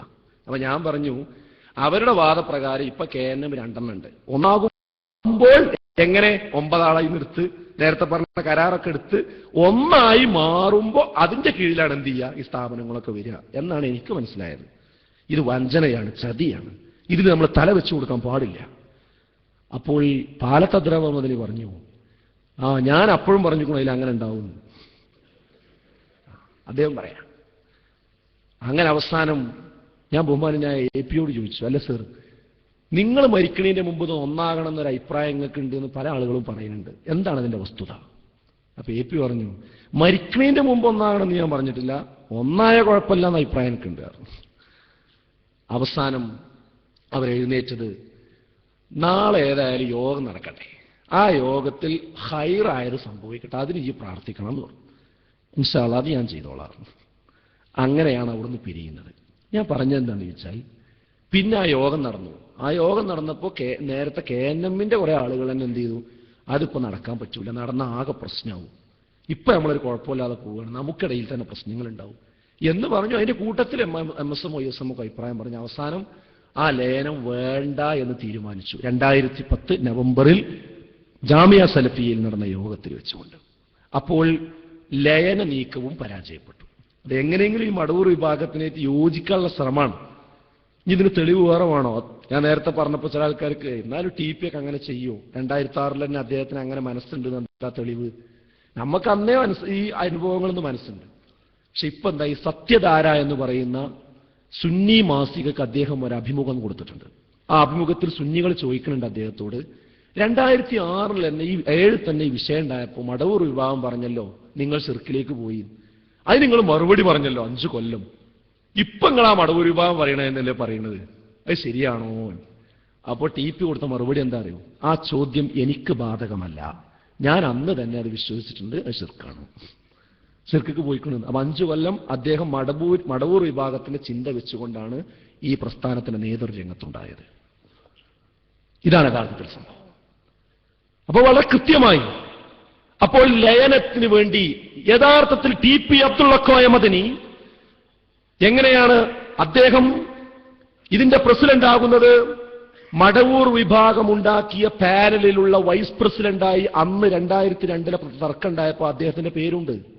പിന്നെ മധ്യസ്ഥനായി കടന്നു വന്ന് മധ്യസ്ഥ വിഷയം അവർ ലംഘിച്ചപ്പോൾ നമ്മളോടൊപ്പം നിന്ന ആളാണ് യഥാർത്ഥ TP അബ്ദുള്ള കോയ മദനി. അതുകൊണ്ട് നമ്മൾ അദ്ദേഹത്തിന്റെ ആദർശമൊക്കെ മാറി ശരിയായിട്ടുണ്ടെന്ന് വിശ്വസിച്ചുകൊണ്ടല്ലേ നമ്മൾ അദ്ദേഹത്തെ അനുസരിച്ച് നിന്ന് അംഗീകരിച്ചു നിന്ന്. ഇപ്പൊ അദ്ദേഹം മടവൂർ വിഭാഗത്തിന്റെ അതേ ലൈന് പറഞ്ഞപ്പോ KM മൗലവി എഴുതി വെച്ചതല്ലേ മിനുട്സ്, അത് നമ്മൾ പ്രാവർത്തികമാക്കി. എന്താ KM മൗലവി എഴുതി വെച്ച മിനുട്സ്? ഖുർആനിനും സുന്നത്തിനും എതിരായി സംഘടനാ നേതാക്കൾ പറയാത്തിടത്തോളം കാലം അവരെ ഞങ്ങൾ അനുസരിക്കും എന്നും വിശ്വസിക്കുന്നവരെ KNM-ന് മെമ്പറാകാൻ പാടുള്ളൂ. അപ്പൊ അന്ന് അവരതിനനുസരിച്ച് പറഞ്ഞപ്പോ നമ്മൾ അവരനുസരിച്ചു, ബഹുമാനിച്ചു, കൊണ്ടിടന്നു. ഇവരുടെ മടവൂർ വിഭാഗം പുറത്തു പോയപ്പോൾ അതേ ആദർശം ഇതിന്റെ ഉള്ളിലിരുന്ന് പറയുകയും അങ്ങോട്ട് ഈ സംഘടന കൊണ്ടുപോയി കെട്ടാൻ വേണ്ടി ശ്രമിക്കുകയും ചെയ്തപ്പോൾ നമ്മൾ എന്ത് ചെയ്തു? അതൊരു ഒരുപാട് ശ്രമങ്ങൾ നടത്തി പരിഹരിക്കാൻ വേണ്ടി, അതൊന്നും നടക്കണില്ല, നമ്മളൊക്കെ എടുത്ത് പുറത്തിട്ടപ്പോൾ നമ്മളതിന്റെ വസ്തുത ആൾക്കാരോട് പറയുന്നു, ഇത്രയേ ഉള്ളൂ. അപ്പോൾ ഇതാണ് ലയനത്തിന് വേണ്ടി നോക്കി, അതും നടന്നില്ല. പിന്നുണ്ടായത് എന്താന്ന് വെച്ചാൽ പിന്നെ ഇത് നടത്താനുള്ള മാർഗമാണ് യഥാർത്ഥത്തിൽ എന്ത്, ഇവർ രണ്ടു കൂട്ടരും പിന്നെ യോജിക്കുകയാണ്. ഏത് സലഫി, അബ്ദുറഹ്മാൻ സലഫി, പിന്നെ അതുപോലെ പിന്നെ നൂർഷയും അതുപോലെയുള്ള നേരത്തെ പറഞ്ഞ നേതൃത്വവും. ഈ സമയത്ത് അവർ വിഭജിച്ചു നിന്നെങ്കിലും പിന്നീട് ഇവർ യോജിക്കുന്ന ഒരു യോഗം ഇവർക്ക് പിന്നെ എന്ത് വേണം, ഇനി നടത്തണമെങ്കിൽ എന്ത് വേണം, ഈ ഇവരൊക്കെ പുറത്താക്കിയിട്ട് മുന്നോട്ട് പോകണമെങ്കിൽ ലയനൊക്കെ നടക്കണമെങ്കിൽ ഇനി അടുത്ത ഇലക്ഷൻ ഇവിടെ എത്താനായി, സംഘടനയുടെ ഇലക്ഷൻ അടുത്ത കമ്മിറ്റി ഇവിടെ വരാനായി. ആ കമ്മിറ്റി പൂർണ്ണമായി കയ്യിൽ വരണം. അത് പൂർണ്ണമായി കയ്യിൽ വരണം. അതോടൊപ്പം തന്നെ ഈ പറഞ്ഞ വ്യക്തികൾക്ക് ആദർശപരമായി തകരാറ് വന്നിട്ടുണ്ട് എന്ന് ഇലക്ഷനിലൂടെ ജനങ്ങളെ പഠിപ്പിക്കും വേണം. എന്നിട്ട് ഏകപക്ഷീയമായ ഇലക്ഷൻ നടത്തണം. അതിനെന്ത് ചെയ്തു? 5/6/2011 5/6/2011 ഗ്രൂപ്പ് യോഗം നമ്മുടെ സംഘടനാ ആസ്ഥാനത്തിന് CD ടവറിൽ തന്നെ വിളിച്ചു ചേർത്തു. ആ CD ടവറിൽ പങ്കെടുത്തവർ ആരൊക്കെ അറിയോ? നൂർ മുഹമ്മദ് നൂർ ഷാ, അബ്ദുറഹ്മാൻ സലഫി, പാലത്ത് Abdurahman Madani, professor Abdu, doctor Muhammad Kunhi, KV Abdul Latheef മൗലവി, ഹനീഫ് കായക്കൊടി, അനസ് മൗലവി, KKP അബ്ദുള്ള, ഹാരിസ് ചേരൂർ, അബ്ദുൾ റസാഖ് ബാക്കവി തുടങ്ങി 10-35ഓളം ആളുകളുള്ള ഒരു യോഗം. ആ യോഗത്തിന്റെ ലക്ഷ്യം എന്താ അറിയോ? ജിന്നിനോട് സഹായം തേടാന്ന് പറയുന്ന ഒരു ടീം ഇവിടെ ഉണ്ട് എന്ന് വരുത്തി തീർക്കാൻ വേണ്ടി അതിനുള്ള ചട്ടവട്ടം ഉണ്ടാക്കുകയാണ്. ഒരു ആദർശ വ്യതിയാനം ഉണ്ടാക്കാൻ വേണ്ടിയുള്ള അതിനുള്ള തെളിവെന്താ അറിയോ? അന്നത്തെ യോഗത്തിന്റെ ഓഡിയോ കാസറ്റ് ഇപ്പൊ പുറത്തു വന്നിട്ടുണ്ട്.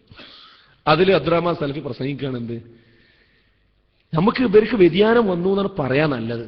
അതിന് പറയാൻ പറ്റിയൊരു കാര്യം, ജിന്നിനോട് സഹായം തേടാന്ന് പറഞ്ഞു എന്നാണ് പറയാ. ശരിക്കും ഒരു ലാബ് ടെക്നീഷ്യന്റെ പണി എടുക്കുകയാണെങ്കിൽ സക്കരിയ സ്വലായിക്ക് തകരാറ് വന്നു എന്ന് പറയാൻ നമുക്ക് കഴിയില്ല. ആ യോഗത്തിൽ പറയാണ്, രഹസ്യം അറിയുമ്പോൾ അങ്ങനെയാണല്ലോ. ശരിക്കും സൂക്ഷ്മമായിട്ട് അത് പഠിച്ചാൽ എന്തില്ല, സക്കരിയ സ്വലായിക്ക് തെറ്റുപറ്റിയെന്ന് അതിൽ പറയാൻ പറ്റൂല. പക്ഷെ നമുക്ക് അതാണ് പറയാൻ നല്ലത്. അവിടുന്നാണ് തീരുമാനിക്കുന്നത്. ഇത് 5/6/2011 തീരുമാനിക്കുന്നത്. അങ്ങനെ സംഘടനാ ഇലക്ഷൻ കൈപ്പിടിയിൽ ഒതുക്കാൻ ഒരു ആദർശപരമായ ഒരു തൗഹീദിൽ പ്രശ്നം ഉണ്ടായിട്ടുണ്ട് എന്ന് പഠിപ്പിക്കാൻ വേണ്ടി അതിലാണ് അവർ തീരുമാനിക്കുന്നത്. എന്നിട്ട് അവരെന്ത് ചെയ്തു? ആ യോഗം നടന്നു. ആ യോഗം ഗ്രൂപ്പ് യോഗം എന്ന് പറയാൻ കാരണം എന്താ അറിയോ? ആ യോഗം കഴിഞ്ഞതിന് ശേഷം ബഹുമാനായ കരുവള്ളി മുഹമ്മദ് മൗലവി, ഞാൻ നേരത്തെ പറഞ്ഞില്ലേ, 100 ചില്ലാനം വയസ്സുള്ള പ്രായമുള്ള മനുഷ്യനാണ്. ഇസ്ലാമിക പ്രസ്ഥാനത്തിന്റെ അത്ര ചരിത്ര പാരമ്പര്യം ഇതിനോടൊപ്പം ജീവിച്ച മനുഷ്യനാണ്. അദ്ദേഹം മലപ്പുറം ഈസ്റ്റ് ജില്ലയുടെ പ്രസിഡന്റാണ്. അദ്ദേഹം കത്തുകൊടുത്തു, ഈ 5/6/2011 ഗ്രൂപ്പ് യോഗത്തിൽ പങ്കെടുത്ത ആൾക്കാരെ മലപ്പുറം ഈസ്റ്റ് ജില്ലയിൽ പ്രസംഗിക്കാൻ വിശദീകരണ യോഗങ്ങളിൽ പറഞ്ഞയക്കരുത്. പക്ഷെ അത് പാലിച്ചില്ല. 2 മലപ്പുറം ഈസ്റ്റ് ജില്ലാ കമ്മിറ്റി പ്രമേയം പാസാക്കി ഈ യോഗത്തിനെതിരെ. അതും ഇവർ മുഖവിലക്കെടുത്തില്ല. മാത്രമല്ല, ഞാൻ യോഗം നടന്നതിന് തെളിവുവാണോ? അത് ഞങ്ങൾ കണ്ണുകൊണ്ട് നേർക്കുനേരെ കണ്ടതാണ്. ഞങ്ങൾ ISMന്റെ സെക്രട്ടേറിയറ്റ് കഴിഞ്ഞാണ്ട് പുറത്തിറങ്ങുമ്പോൾ പരിചയമില്ലാത്ത കുറെ ആളുകളും ഇവരും ഒക്കെ പാടെ കൂടിയിട്ട് ഇതിൻ്റെ ഉള്ളിലുണ്ട്, എക്സിക്യൂട്ടീവ് ഹാളിൽ. അപ്പൊ ഇതെന്ത് യോഗം എന്നൊരു പിടുത്തവും കിട്ടുന്നില്ല. അപ്പൊ ഞങ്ങൾ അവിടെ നിന്ന് വന്നിട്ട് AP-യുടെ റൂം കയറി. AP-ന്റെ അവിടെ AP-യോട് ചോദിച്ചു, അല്ല മോലി അവിടെ എന്തൊരു യോഗം നടക്കുന്നുണ്ടല്ലോ, എന്താണെന്ന് ചോദിച്ചു. അപ്പൊ AP പറഞ്ഞു, എനിക്കറിയില്ല. അപ്പൊ ഞങ്ങൾ പറഞ്ഞാൽ സലഫിയെ കണ്ടല്ലോ. ആ സലഫി എന്തെങ്കിലും യോഗം വിളിച്ചിട്ടുണ്ടാവും, എനിക്കറിയില്ല, നിങ്ങൾ ടീപ്പിനോട് ചോദിച്ചു നോക്കിന്നാണ്. അപ്പോ അഡ്വക്കേറ്റ് ഹബീബ് റഹ്മാൻ എന്ന് പറയുന്ന ISMന്റെ ഭാരവാഹി ആണ് ചോദിച്ചത്. അദ്ദേഹം പുറത്തിറങ്ങിയിട്ട് TP-യെ ഫോണിൽ വിളിച്ചു. സർ, ഇവിടെ അങ്ങനെ ഒരു യോഗം നടക്കുന്നുണ്ടല്ലോ, നിങ്ങൾ അറിയാമെന്ന് ചോദിച്ചു. ഇല്ല, ഞാനും അറിയില്ല. അപ്പൊ AP അറിയില്ല, TP അറിയില്ല. ശരിക്കും മനസ്സിലാക്കണം. അങ്ങനെ ഞങ്ങൾ എന്ത് യോഗാപ്പതൊന്നൊരു പിടുത്തല്ലാതെ അവിടുന്ന് ലിഫ്റ്റ് ഇറങ്ങി താഴേക്ക് ഇങ്ങനെ വരുമ്പോൾ ലിഫ്റ്റ് കയറാൻ വേണ്ടി ഒരാൾ നിൽക്കുന്നുണ്ട് അവിടെ. മലപ്പുറം വെസ്റ്റ് ജില്ലയിലുള്ള ഒരാളാണ്. അപ്പൊ അദ്ദേഹത്തോട് ചോദിച്ചു, എന്താ സംഭവം, എന്താ നിങ്ങൾ എവിടുക്കാ വരുന്നത്? അപ്പൊ അദ്ദേഹം പറഞ്ഞു, അബ്ദുറഹ്മാൻ സലഫി വിളിച്ചൊരു യോഗം ഉണ്ടെന്ന്, ഇവിടെ ജിന്ന് ബാധിച്ച കുറച്ച് ആൾക്കാരുണ്ട്, അത് ഇറക്കാനുള്ള യോഗമാണ്. അപ്പൊ വിഷയം മനസ്സിലായില്ല, എന്താ യോഗത്തിന്റെ അജണ്ട? ഇതിനാണ് ഗ്രൂപ്പ് യോഗം എന്ന് പറയാം. ഈ യോഗത്തെ പറ്റി പറഞ്ഞപ്പോ ആദ്യം വന്ന മറുപടി എന്താ അറിയും? അത് പയ്യന്നൂർ ഭാഗത്തുള്ള കുറച്ച് കുടുംബ പ്രശ്നങ്ങൾ പറഞ്ഞു തീർക്കാൻ വേണ്ടി കണ്ട് വിളിച്ച യോഗമാണ്. അങ്ങനെയുള്ള യോഗമാണെങ്കിൽ എന്തിനാ മലപ്പുറം വെസ്റ്റ് നാള് വരുന്നത്, മലപ്പുറം ഈസ്റ്റ് നാള് വരുന്നത്, എന്തിനാ കാസർഗോഡ് നാള് വരുന്നത്, എന്തിനാ കോഴിക്കോട്ട് സൗത്ത് നാള് വരുന്നത്, നോർത്ത് നാള് വരുന്നത്, വയനാട്ട് നാള് വരുന്നത്? എന്തിനാ നേരത്തെ പറഞ്ഞ വ്യക്തി അങ്ങനെ പറയേണ്ട കാര്യം? അപ്പൊ അത് ഉറപ്പല്ലേ? അതാണ്. പിന്നെ അതിന്റെ ഓഡിയോ കാസറ്റ് നമ്മൾ കേൾക്കുകയും ചെയ്തില്ലേ. ഞാനൊരു കാര്യം പറയട്ടെ, നമ്മളെ ഇന്ന് ഭിന്നിപ്പിച്ച, ഇന്ന് ഈ പ്രസ്ഥാനത്തിന്റെ പള്ളികളിലും സ്ഥാപനങ്ങളിലും കച്ചറയും കലാപവും ഉണ്ടാകാനും ഇങ്ങനെ ജിന്നാരോപണവും ശിർക്കാരോപണവും നടത്തി വാപ്പയെയും മകനെയും മരുമകനെയും മമ്മോസങ്ങാക്കാനെയും ഒക്കെ പാർട്ട്ണർമാരെയും ബിസിനസ്സുകാരെയും നമ്മുടെ സുഹൃത്തുക്കളെയും ചെറുപ്പക്കാരെയും ഒക്കെ പരസ്പരം തെറ്റിപ്പിക്കാനും ഭിന്നിപ്പിക്കാനും കാരണമായ ഒരു കറുത്ത പുള്ളിയാണ് 5/6/2011 CD ടവറിൽ ചേർന്ന ആ ഗ്രൂപ്പ് യോഗം. അതിൽ പങ്കെടുത്ത ആളുകളുടെ പേര് ഞാൻ വെറുതെ വായിച്ചതല്ല. ആ വ്യക്തികളാണ് ഇന്ന് സഹോദരങ്ങളെ ഇതിന്റെ ശിർക്കാരോപണത്തിന്റെ മുൾമുനയിൽ നിന്നുകൊണ്ട് ഇത് ആരോപിച്ചുകൊണ്ടിരിക്കുന്നത്, അല്ലേ? അപ്പൊ അന്ന് അവർ കൂടി ആലോചിച്ചെടുത്ത ഒരു ഗൂഢാലോചനയുടെ ഭാഗമാണ് ഇന്ന് ഈ പ്രസ്ഥാനം ഈ ഒരവസ്ഥ ഉണ്ടാകുവാനുണ്ടായ കാരണമെന്ന് നിങ്ങൾ മനസ്സിലാക്കണം. നിങ്ങൾക്ക് അറിയോ, ഞങ്ങളത് കഴിഞ്ഞ ശേഷം ഈ ഗ്രൂപ്പ് യോഗം നമുക്ക് തലവേദന ഉണ്ടാക്കും, പ്രസ്ഥാനം ഇതുകൊണ്ട് തകരാറുണ്ടാക്കും എന്ന് മനസ്സിലാക്കിയിട്ട് ടീപ്പിന്റെ വീട്ടിൽ പോയി. ആരൊക്കെ അറിയോ? ISMന്റെ സംസ്ഥാന സെക്രട്ടേറിയറ്റ് മുഴുവൻ. നിങ്ങൾക്ക് വേറൊരു കാര്യം അറിയണോ? ആ സെക്രട്ടേറിയറ്റ് അന്ന് സെക്രട്ടേറിയറ്റിലുള്ള വ്യക്തിയാണ് ഡോക്ടർ സുൽഫീഖർ അലി. ആ ഡോക്ടർ സുൽഫീഖർ അലി അടക്കമുള്ള ആളുകൾ പോയി. എന്നിട്ട് TPയോട് പറഞ്ഞതാ, ആ കൂടിയ യോഗം ആരാണോ വിളിച്ചത്, അബ്ദുറഹ്മാൻ സലഫിയാണ് വിളിച്ചതെങ്കിൽ അത് നിങ്ങൾ അദ്ദേഹത്തെ വിളിച്ച് ശരിക്ക് താക്കീത് ചെയ്യണം. ആ യോഗം ഇനി നമ്മളെ ഭിന്നിപ്പിക്കും, പ്രശ്നം ഉണ്ടാക്കും. ഇത് പറയാൻ ഞങ്ങളുടെ കൂടെ ഡോക്ടർ സുൽഫീഖർ അലി ഞങ്ങളുടെ കൂടെ ഉണ്ടായിരുന്നു, അന്നുണ്ടായിരുന്നു. അന്ന് അദ്ദേഹത്തിന് ആ യോഗത്തിനെ പറ്റി ഒരു സംശയം ഉണ്ടായിട്ടില്ല. അങ്ങനെ വരെ ഞങ്ങൾ പോയിട്ട് അത് പറഞ്ഞിട്ടുണ്ട്. പക്ഷേ ഇതൊന്നും അവരെന്ത് ചെയ്തില്ല, വിലക്കെടുത്തില്ല. അപ്പോൾ ഗ്രൂപ്പ് യോഗം നടത്തി ഒരു ആസൂത്രണം ചെയ്തു. എന്നിട്ട് അതിൽ നിന്ന് ഒരു വ്യക്തിയെ അവർ പിടിച്ചെടുത്തു. ആരാണത്? KKP അബ്ദുള്ള എന്ന് പറയുന്ന ISMന്റെ പ്രവർത്തകനായിട്ടുള്ള ഒരാൾ. അവന്റെ സ്വഭാവം എന്താ വെച്ചാൽ, ഈ അബ്ദുസലാം സുലമി പറയുന്ന അതേ ആദർശമാണ് അവനെ സംബന്ധിച്ചിടത്തോളം അവന്റെ മനസ്സിലുള്ളത്. എന്നാൽ നമ്മളെ കൂടെ ഇങ്ങനെ നിൽക്കുകയും ചെയ്യും. അങ്ങനത്തെ ഒരു സ്വഭാവക്കാരനാണ്. അപ്പൊ ഇവർക്ക് എന്തു വേണം? KJU ആണല്ലോ തീരുമാനം എടുക്കേണ്ടത്. പണ്ഡിതസഭയാണ് എന്ത് ചെയ്യേണ്ടത്? ഇതിൽ ഇവർക്ക് തകരാറ് പറ്റിയിരുന്നുള്ള തീരുമാനം എടുക്കേണ്ടത്. അപ്പൊ സക്കരിയ സ്വലായിക്ക് തകരാറ് പറ്റിയിട്ടുണ്ട് എന്ന് പണ്ഡിതസഭ തീരുമാനം എടുക്കണമെങ്കിൽ എന്ത് വേണം? പണ്ഡിതസഭയിലുള്ള ആളുകളൊക്കെ തെറ്റിദ്ധരിപ്പിക്കണം.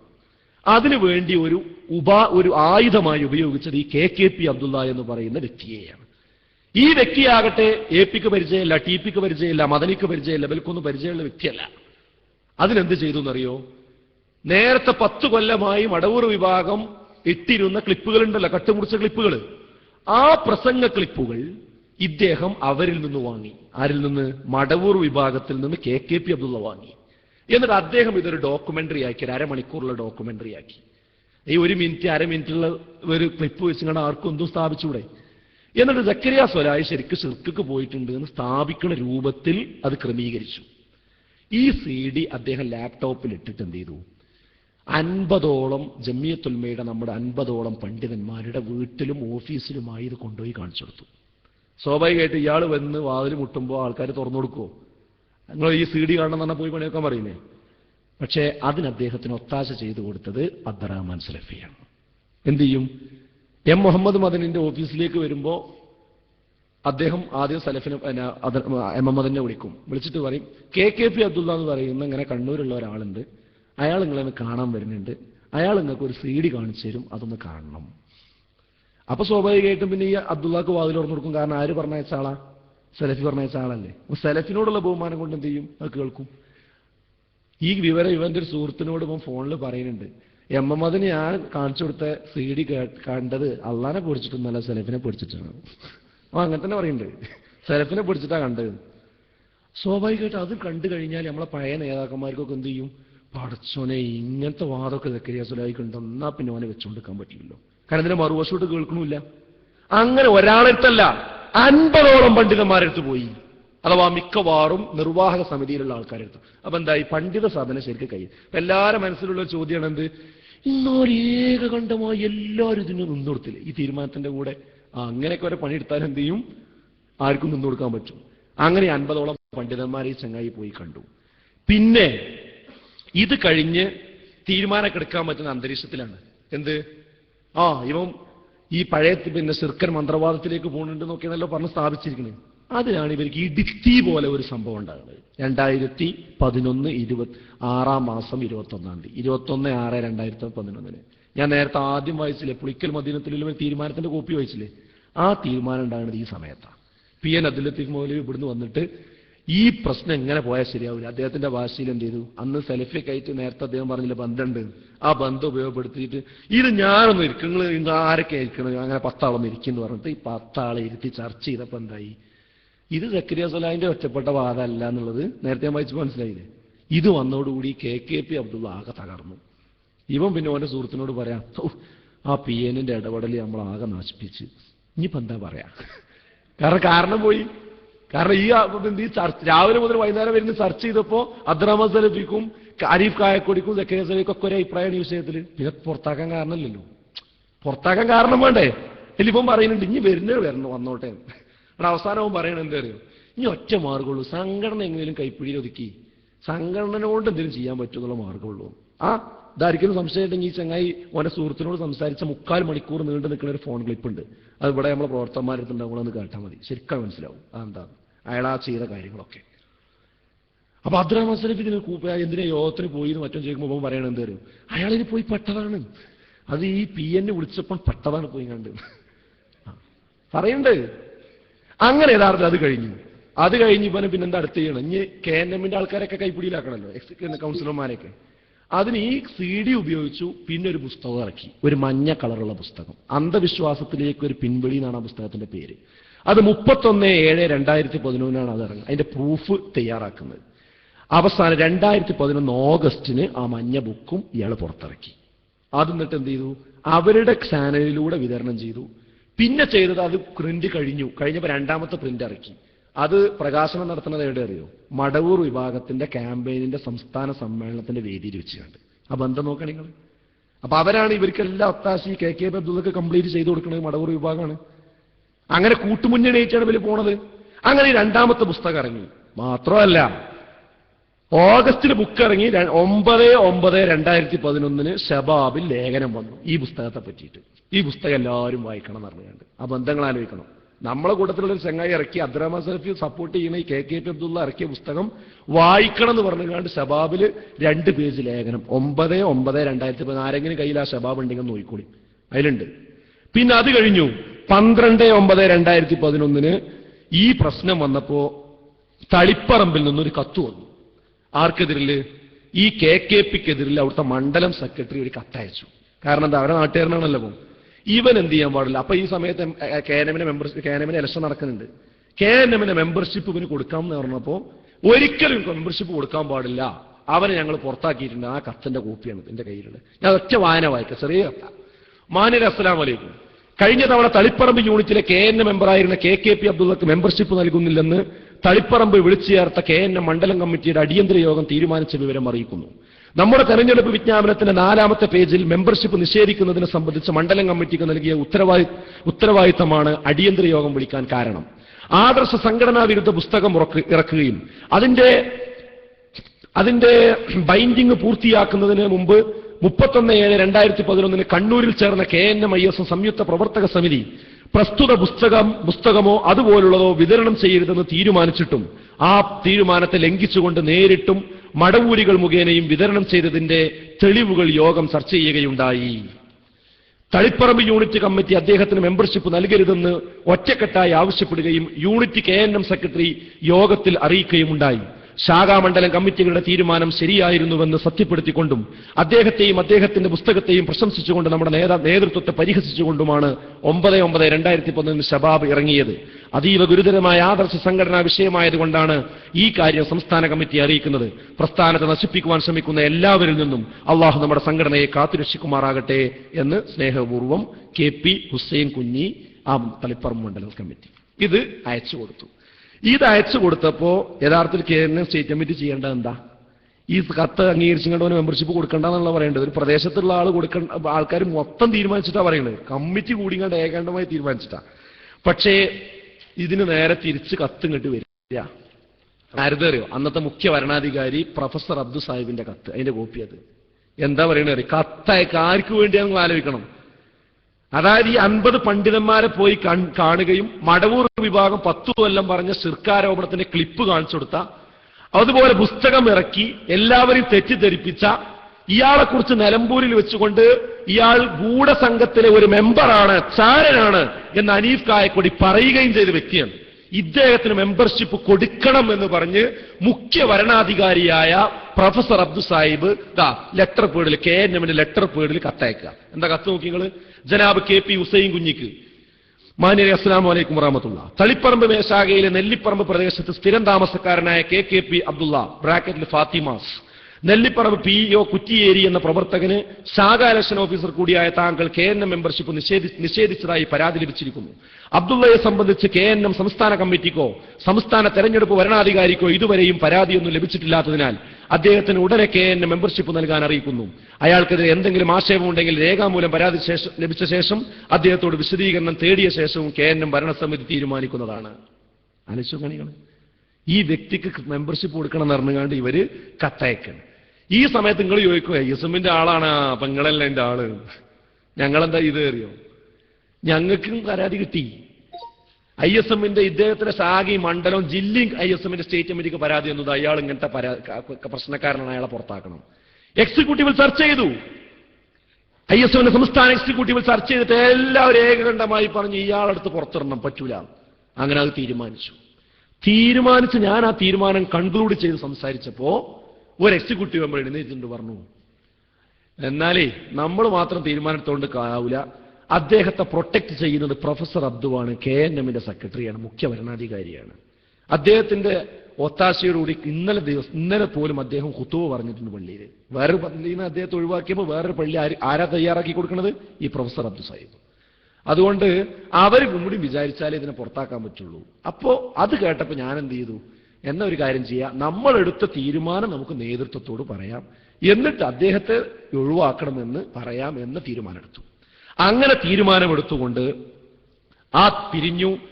അന്നത്തെ ISMന്റെ സംസ്ഥാന ജനറൽ സെക്രട്ടറി K സജ്ജാദ് അപ്പൊ തന്നെ എന്ത് ചെയ്തു, TP അബ്ദുള്ള മദനിയുടെ ക്യാബിനിൽ കയറിയിട്ട് പറഞ്ഞു, ഇത് അങ്ങനെ ഒരു വ്യക്തി ഉണ്ട്, അയാൾ ഇങ്ങനെയാണ്, ഞങ്ങൾ ഇങ്ങനെ തീരുമാനം എടുത്തിട്ടുണ്ട്. അപ്പൊ TP പെട്ടെന്ന് പറഞ്ഞു, അത് നിങ്ങളെ ഭരണഘടന അനുസരിച്ച് തീരുമാനം എടുക്കണമെന്ന് എന്താ കുഴപ്പം എന്ന് പറഞ്ഞപ്പോഴേക്കും പ്രൊഫസർ അബ്ദു സാഹിബ് റൂമിലേക്ക് വന്നിട്ട് പറഞ്ഞു, നിങ്ങൾ എന്താ അബ്ദുള്ളാനെ പുറത്താക്കിയെന്ന് കേൾക്കണു? ആരോട്? സജ്ജാദിനോട്. മെസ്സേജ് വരുന്നുണ്ടല്ലോ. അപ്പൊ സജ്ജാദ് പറഞ്ഞു, അതാണ് ഇപ്പൊ ഞാൻ TP ആയിട്ട് സംസാരിച്ചുകൊണ്ടിരിക്കുന്നത്. അപ്പൊ TPക്ക് മനസ്സിലായി ഈ അബ്ദുള്ളാന്റെ മേത്ത് ആർക്ക് പിടുത്തുണ്ട്, പ്രൊഫസർ അബ്ദു സാഹിബിന് എന്തോ. അപ്പൊ TP വാദം മാറ്റി. TP പറഞ്ഞു, അതെന്നാ ചിന്തിച്ച് ചർച്ച ചെയ്തിട്ട് പിന്നീട് പറയാറ്. അപ്പൊ എന്തായി, പിന്നീട് പറയലായി. ആദ്യം ഭരണഘടനനുസരിച്ച് ചെയ്യാന്ന് പറഞ്ഞാൽ ഇയാളുടെ ഇടപെടൽ കേട്ടപ്പോ പിന്നീട് പറയാനായി. ആലോചിച്ച് നോക്കി നിങ്ങൾ. അങ്ങനെ സജ്ജാദ് അവിടെ നിന്ന് പുറത്തേക്ക് വന്നു. പിന്നെന്താ സംഭവിക്കുന്നത് അറിയോ? KNMന്റെ എക്സിക്യൂട്ടീവ് കൂടെയാണ്. എക്സിക്യൂട്ടീവ് പിന്നീട് ഒരു ദിവസം കൂടിയപ്പോൾ അതിന്റെ അജണ്ട മെമ്പർഷിപ്പ് അംഗീകാരമാണ്. മെമ്പർഷിപ്പ് എടുത്തോളതൊക്കെ അംഗീകരിക്കണമല്ലോ KNM സ്റ്റേറ്റ് കമ്മിറ്റി. അപ്പൊ നോക്കുമ്പോ KKP അബ്ദുള്ളക്ക് മെമ്പർഷിപ്പ് ഉണ്ടോ ഇല്ലേ എന്നുള്ള പ്രശ്നം വരുമല്ലോ അവിടെ. അത് ഞങ്ങളുണ്ടായ ഞങ്ങൾ ചോദിക്കുകയും ചെയ്യും സ്വാഭാവികമായിട്ടും. അപ്പൊ ഞങ്ങളും തന്നെ കണ്ണൂർ ജില്ല വായിക്കുമ്പോൾ ഓൻ്റെ വായിക്കുമോ, ഓനുണ്ടോ, ഒരു വിവാദമുള്ള വിഷയമാണല്ലോ, ഇതിമ അറിയാലോ നിലപാട്. അപ്പൊ എന്ത് വന്നു, കണ്ണൂർ ജില്ലയിൽ നിന്ന് വേറെ കുറെ പരാതി കിട്ടിയിട്ടുണ്ട്, അതുകൊണ്ട് കണ്ണൂർ ജില്ലത്തെ മൊത്തം മാറ്റി വെക്കുകയാണ്. ആലോചിച്ച് നോക്കാൻ നിങ്ങൾ. കണ്ണൂർ ജില്ല എന്നാ വേറെ പഴയ പരാതി വേറെ ജില്ല, അതൊന്നും ജില്ല മൊത്തം മാറ്റി വെച്ചിട്ടില്ല. ഇത് മൊത്തം ജില്ല തന്നെ, ഈ ഒരു ഒറ്റ വ്യക്തിന്റെ വിഷയത്തിന് വേണ്ടി ജില്ല മൊത്തം മാറ്റി വെച്ചു. ആലോചിച്ച് നിങ്ങൾ. അത് മാറ്റിവെച്ച് പിന്നെ അവിടുന്ന് കേട്ടോ ഇനി അത് തീരുമാനം എടുക്കാൻ 3 അംഗ സമിതിയെ ചുമതലപ്പെടുത്തി. ആരാ 3 അംഗ സമിതി? പ്രൊഫസർ അബ്ദു, പിന്നെ PK അഹമ്മദ് അലി മദനി, പിന്നെ വേറൊരാളും. ആലോചിച്ചോക്കാം. അതങ്ങനെ തീരുമാനിച്ച് പിരിയ ചെയ്ത്. അപ്പൊ എന്താ, അപ്പോഴും വ്യക്തമല്ല ഇയാൾക്ക് കൊടുക്കും. അപ്പൊ എന്താ, പിന്നെ അവർക്ക് കൊടുക്കാൻ എളുപ്പമാണല്ലോ, അവർക്ക് 3 ആക്കും തന്നെയല്ലേ. ഈ രൂപത്തിലാണ് പിന്നെന്ത് ചെയ്തത്, അവിടെ കൈകാര്യം ചെയ്തത്. അപ്പൊ ഇതാണ് പിന്നെ നടന്നത്. ഇതിനു ശേഷം പിന്നെ KNMന്റെ തെരഞ്ഞെടുപ്പാണ്. ആലോചിച്ച് നോക്കി നിങ്ങൾ. KNMന്റെ തെരഞ്ഞെടുപ്പ് നടക്കുമ്പോൾ ആ ഗ്രൂപ്പ് യോഗം നടന്നതുകൊണ്ട് തന്നെ പിന്നെ പ്രാദേശികമായിട്ട് എന്ത് ചെയ്തിട്ടുണ്ട്, അതിലൊരുപാട് വ്യവസ്ഥകൾ അവർ തുന്നിച്ചേർത്തിട്ടുണ്ട്. 40 വയസ്സിന് താഴെയുള്ള ആളുകൾ കമ്മിറ്റിയിൽ എക്സിക്യൂട്ടീവിൽ വരാൻ പാടില്ല എന്നൊരു നിയമം. അത് പറയും ചെയ്യുക. എന്നാൽ 40 വയസ്സിനുള്ള താഴെയുള്ള ആളുകൾ എന്ത് ചെയ്തിട്ടുണ്ട്, ഡോക്ടർ സുൽഫീഖർ അലി ISMന്റെ സംസ്ഥാന വൈസ് പ്രസിഡന്റ് ആകുമ്പോൾ തന്നെയാണ് KNMന്റെ സെക്രട്ടറി ആയത്. അത് വേറെ. അപ്പോൾ ആവശ്യമുള്ളിടത്തും നിയമം മാറ്റും. ആലോചിക്കുക നിങ്ങൾ.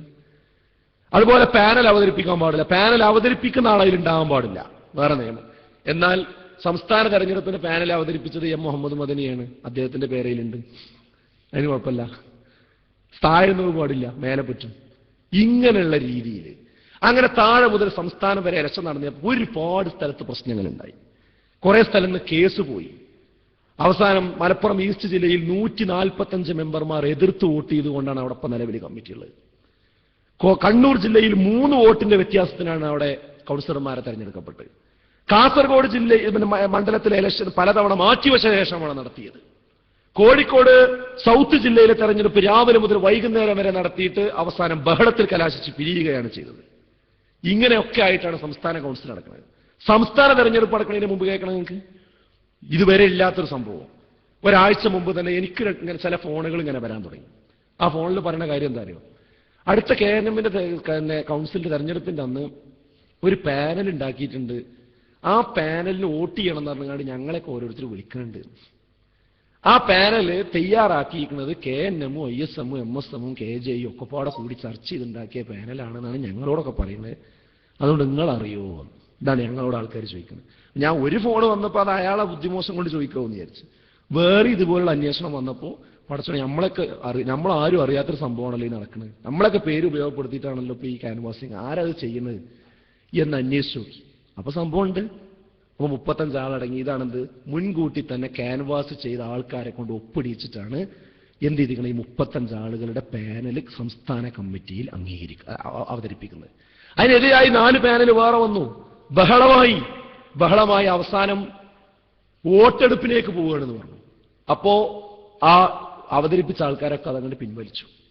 അപ്പൊ സ്വാഭാവികമായിട്ട് അവരാ ക്യാൻവാസ് ചെയ്ത സാധനം എന്ത് ചെയ്തു, ആണ് പാസ്സായി. അങ്ങനെയാണ് ഏകകണ്ഠമായത്. നമ്മൾ മനസ്സിലാക്കണം. അല്ലാതെ എതിർപ്പില്ലാത്തതുകൊണ്ടല്ല, എതിർത്തും അല്ലാതെ 4 അവിടെ വന്നിട്ടുണ്ട്.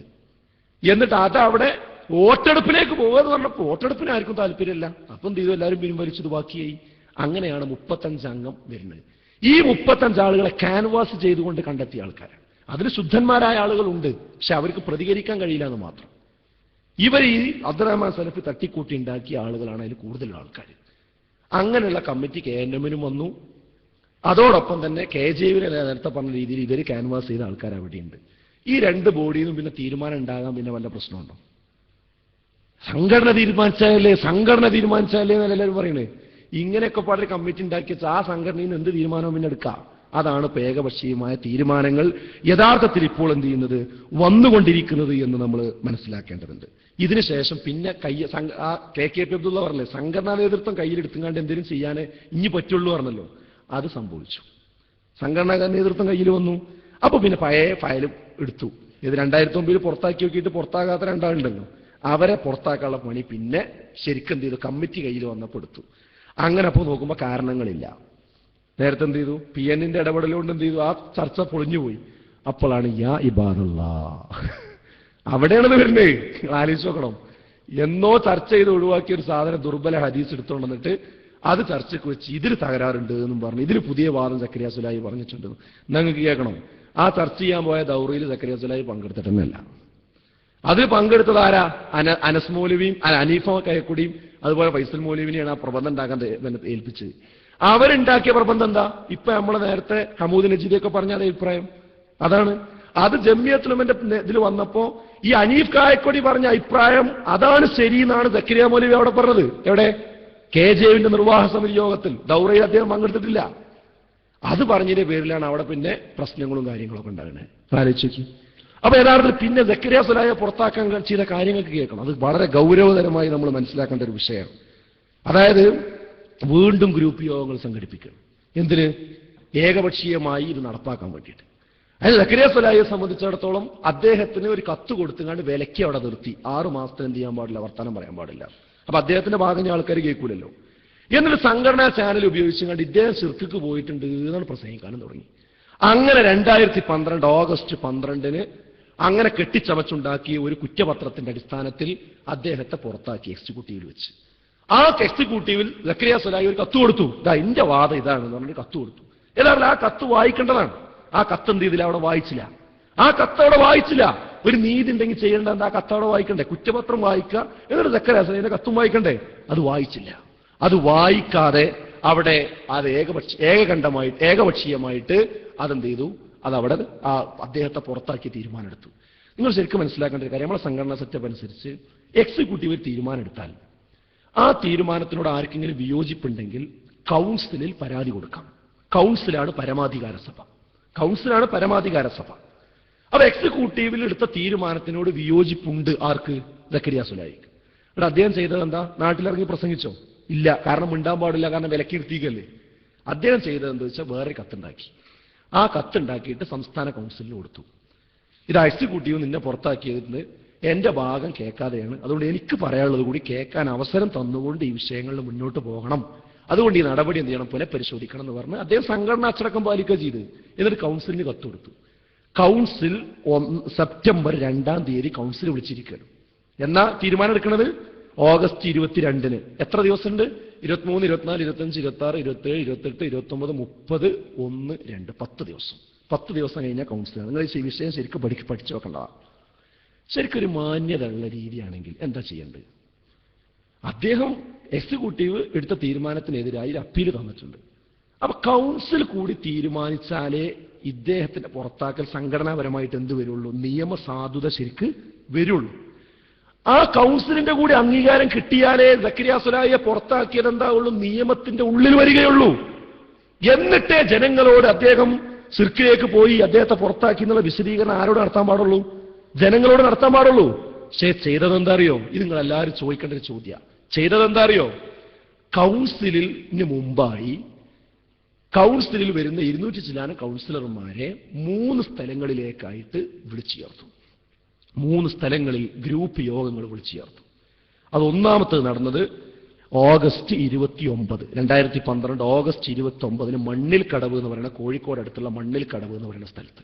അത് കണ്ണൂർ, കാസർഗോഡ് ആ ഭാഗത്തുള്ള കൗൺസിലർമാർ അവിടെ വിളിച്ചു. പിറ്റേ ദിവസം ഓഗസ്റ്റ് 30 മലപ്പുറം ഈസ്റ്റ്, പാലക്കാട് പോലുള്ള ജില്ലകളിലേത് ജാമിയ നദുവിയയിൽ വിളിച്ചു.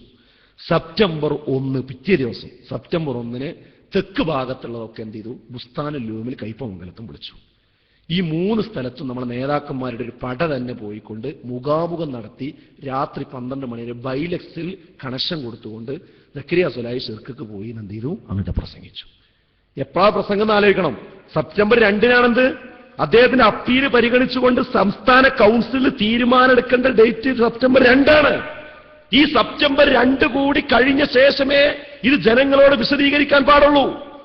ആ തത്വം മട്ടിമറിച്ചുകൊണ്ട് 3 സ്ഥലങ്ങളിൽ ഗ്രൂപ്പ് യോഗങ്ങൾ നടത്തി ഏകപക്ഷീയമായി വിശദീകരിച്ച് ആളുകളെ കൊണ്ട് സംശയം ചോദിപ്പിച്ച് അദ്ദേഹം സിർക്കിലേക്ക് പോയിട്ടുണ്ട് എന്ന രീതിയിൽ സമർത്ഥിച്ചു.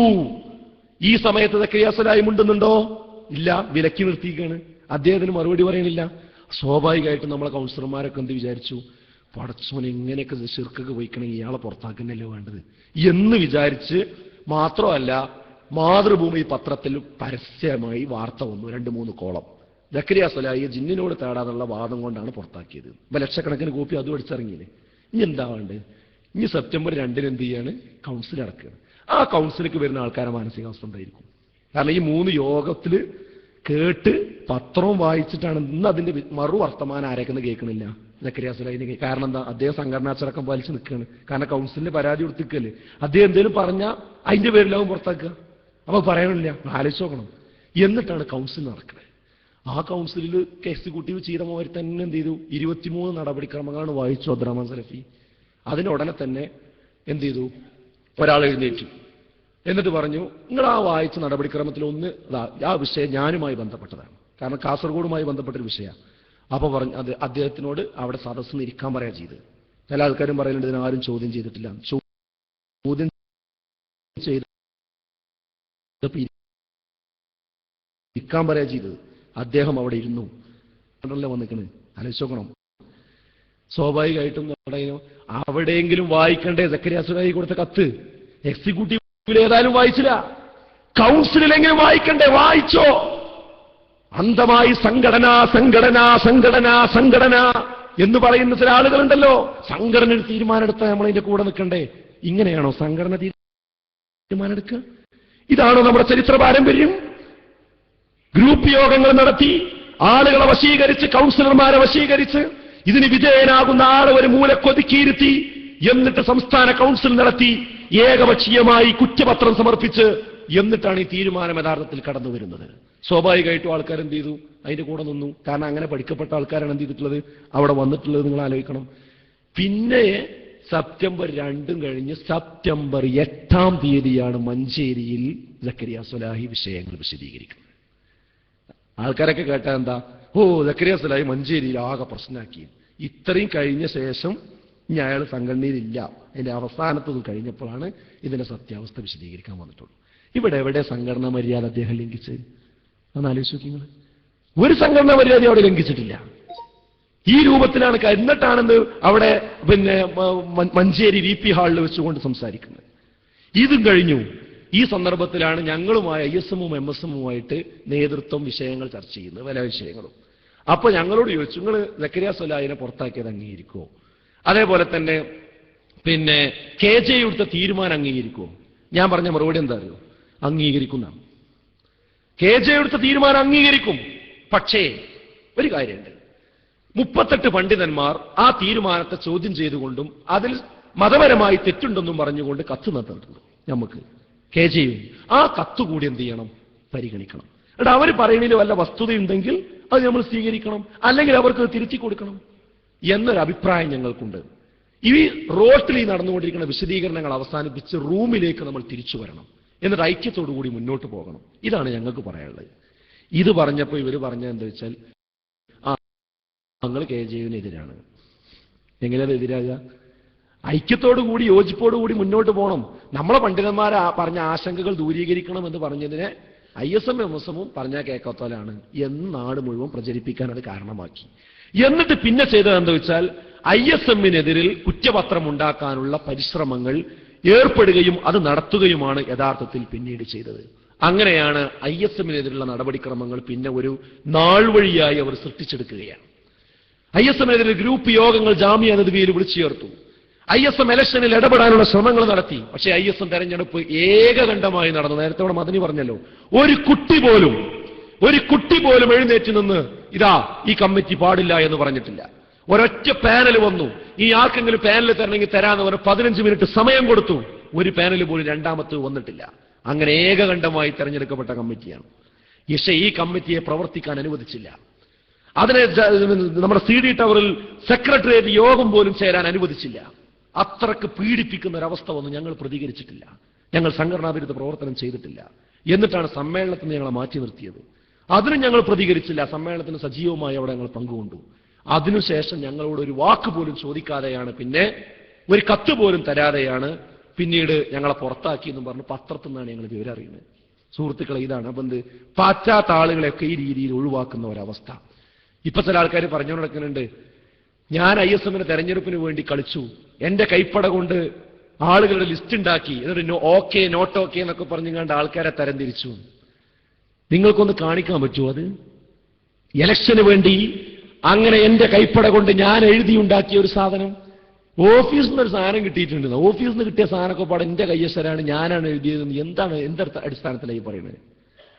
സഹോദരങ്ങളെ, അങ്ങനെ ഞാൻ അതൊന്നും ചെയ്തിട്ടില്ല. അങ്ങനെ ചെയ്തിട്ടുണ്ടെങ്കിൽ കൗൺസിലിന്റെ അവസ്ഥ വരൂലേ?